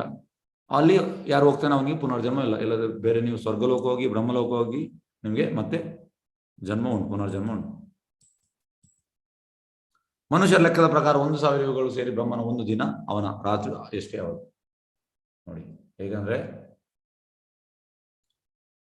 ಮನುಷ್ಯರ ಲೆಕ್ಕದ ಪ್ರಕಾರ 1,000 ಯುಗಗಳು ಸೇರಿ ಬ್ರಹ್ಮನ ಒಂದು ದಿನ. ನಿಮಗೆ ಹೇಳಿದ್ದೇನೆ, ಬ್ರಹ್ಮನ ಆಗಿಲ್ಲ ಎಲ್ಲ ಜೀವಿಗಳ ಅವ್ಯಕ್ತ ಸ್ಥಿತಿಯಿಂದ ಅವ್ಯಕ್ತ ಪಡೆಯುತ್ತಾರೆ. ಅನಂತರ ರಾತ್ರಿ ಆದ ಅವರು ಮತ್ತು ಅವ್ಯಕ್ತ ಲೀನವಾಗ್ತಾರೆ. ಅಂದ್ರೆ ಬ್ರಹ್ಮನ ದಿನ ಆಗುವಾಗ ಈ ಪಾರ್ಷಲ್ ಡಿವರ್ಸೇಷನ್ ಆಗ್ತದೆ, ಮತ್ತೆ ಎಂಡ್ ಆಗುವಾಗ ಮತ್ತೆ ವಾಪಸ್ ದಿನ ಸ್ಟಾರ್ಟ್ ಆಗುವಾಗ ವಾಪಸ್ ಸ್ಟಾರ್ಟ್ ಆಗ್ತದೆ. ಅಂದ್ರೆ ಎಂತ ಹೇಳೋದು, ಕ್ರಿಯೇಷನ್ ಸ್ಟಾರ್ಟ್ ಆಗ್ತದೆ. ಮತ್ತೆ ಮತ್ತೆ ಬ್ರಹ್ಮನ ಆಗಲಾದಾಗ ಎಲ್ಲ ಜೀವಿಗಳು ಮತ್ತೆ ಮತ್ತೆ ಹುಡುತ್ತದೆ. ಬ್ರಹ್ಮನಿಗೆ ರಾತ್ರಿ ಆದಾಗ ಅವೆಲ್ಲವೂ ನಿಸ್ಸಾಯವಾಗಿ ನಾಶವಾಗ್ತದೆ. ಆದರೆ ಇನ್ನೊಂದು ಅವ್ಯಕ್ತವಾದ ಪ್ರಕೃತಿ ಇದೆ, ಅದು ನಿತ್ಯವಾದುದು ಮತ್ತು ಈ ವ್ಯಕ್ತಿ ಮತ್ತು ಅವ್ಯಕ್ತ ಜಡವಸ್ತುವನ್ನು ಮೀರಿದು, ಅದು ಪರಮೋನ್ನತವಾದದ್ದು ಮತ್ತು ಎಂದೂ ನಾಶವಾಗುವುದಿಲ್ಲ. ಈ ಜಗತ್ತಿನ ಎಲ್ಲವೂ ನಾಶವಾದಾಗ ಆ ಭಾಗ ಇದ್ದಂತೆ ಇರುತ್ತದೆ. ಅಂದ್ರೆ ಈಗ ಬ್ರಹ್ಮಂದು ದಿನ ಆಗುವಾಗ ಅಂದ್ರೆ ಒಂದು ಕಲ್ಪ ಆಗುವಾಗ ಈ ಪ್ರಳಯ ಆಗ್ತದೆ, ಮತ್ತೆ ದಿನ ಆಗುವಾಗ ಬ್ರಹ್ಮ ತಿಲಕ ಆಗ್ತದೆ, ಮತ್ತೆ ಸೃಷ್ಟಿ ಆಗ್ತದೆ. ಆದ್ರೆ ಆ ಟೈಮಲ್ಲಿ ಕೃಷ್ಣನ ಧಾಮ ಹಾಗೆ ಇರ್ತದೆ, ಅದಕ್ಕೆ ಎಂತ ಆಗುದಿಲ್ಲ. ಹಾಗೆ ನಾವು ಅಲ್ಲಿ ಹೋಗ್ಲಿಕ್ಕೆ ಪ್ರಯತ್ನ ಮಾಡಬೇಕು.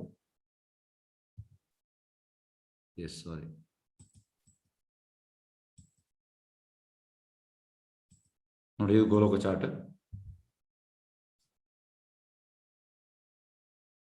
ನೋಡಿ, ಇಲ್ಲಿ ನಿಮ್ಗೆ ಕಾಣ್ಬೋದು, ನಮ್ದು ಈ ಭೂಲೋಕದಲ್ಲಿ ಇದ್ದೇವೆ. ಭೂವರ್ಲೋಕ, ಸ್ವರ್ಗಲೋಕ, ಮಹರ್ಲೋಕ, ಜನಲೋಕ, ತಪಲೋಕ, ಸತ್ಯಲೋಕ.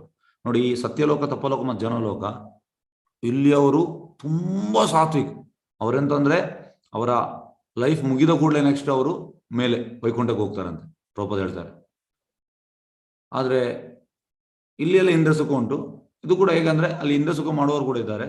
ಮತ್ತೆ ಕೆಳಗೆ ಆತಲ, ವೀತಲ, ಸೂತಲ, ತಲತಲ, ಮಹಾತಲ, ರಸತಲ, ಪಾತಲ, ಮತ್ತೆ ಕೆಳಗೆ ಪಿತೃಲೋಕ ಉಂಟು. ಮತ್ತೆ 28 ಹೆಲ್ಸ್, ನರಕಲೋಕ. ಹಾಗಾಗಿ ನೀವು ಪಾಪ ಮಾಡಿದ್ರೆ ಇಲ್ಲಿ ಹೋಗ್ತೀರಿ, ಪುಣ್ಯ ಮಾಡಿದ್ರೆ ಇನ್ನು ಭೂಲೋಕದ ಮೇಲೆ ಹೋಗ್ತೀರಿ. ಆದ್ರೆ ಇದು ನೋಡಿ, ಇಲ್ಲಿ ಕ್ಷೀರೋದಕಶಾಹಿ ವಿಷ್ಣು, ಇದು ಗರ್ಭೋದಕಶಾಹಿ ವಿಷ್ಣು, ಇದು ಕಾರಣೋದಕಶಾಹಿ ವಿಷ್ಣು, ಮಹಾವಿಷ್ಣುವಿನ ಹೊಕ್ಕಳಿಂದ ಅನ್ಲಿಮಿಟೆಡ್ ಬ್ರಹ್ಮ ಹುಟ್ಟುವಂಥದ್ದು. ಇದು ಶಂಭು, ಶಿವ, ಇದು ಶಿವನ ಲೋಕ, ಸದಾಶಿವಲೋಕ. ನೋಡಿ, ಇದು ಬ್ರಹ್ಮಜ್ಯೋತಿ, ಬ್ರಹ್ಮಜ್ಯೋತಿನ ಕೃಷ್ಣ ಬರುವಂತ ಕಿರಣ. ಎಲ್ಲ ಮಾಯಾವಾದಿಗಳಿಗೆ ಇಲ್ಲಿ ಹೋಗ್ಲಿಕ್ಕೆ ಇಚ್ಛೆ, ಆದ್ರೆ ಅವರಿಗೆ ಇಲ್ಲಿ ಒಳಗೆ ಹೋಗ್ಲಿಕ್ಕೆ ಆಗುದಿಲ್ಲ. ವೈಕುಂಠ ಹೋಗ್ಬೇಕಿದ್ರೆ ಅಂತ ನಾವು ಕೃಷ್ಣ ಭಜನೆ ತಗೊಳ್ಬೇಕು, ಮತ್ತೆ ಮಾತ್ರ ಹೋಗ್ಲಿಕ್ಕೆ ಆಗುವಂಥದ್ದು.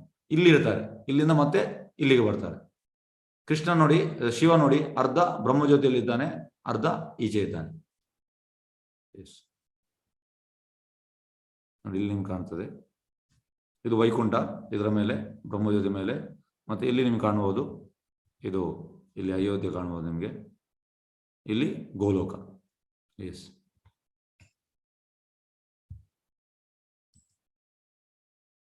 ನೋಡಿ ಕೃಷ್ಣಧಾಮ ಹೀಗೆ ಉಂಟು.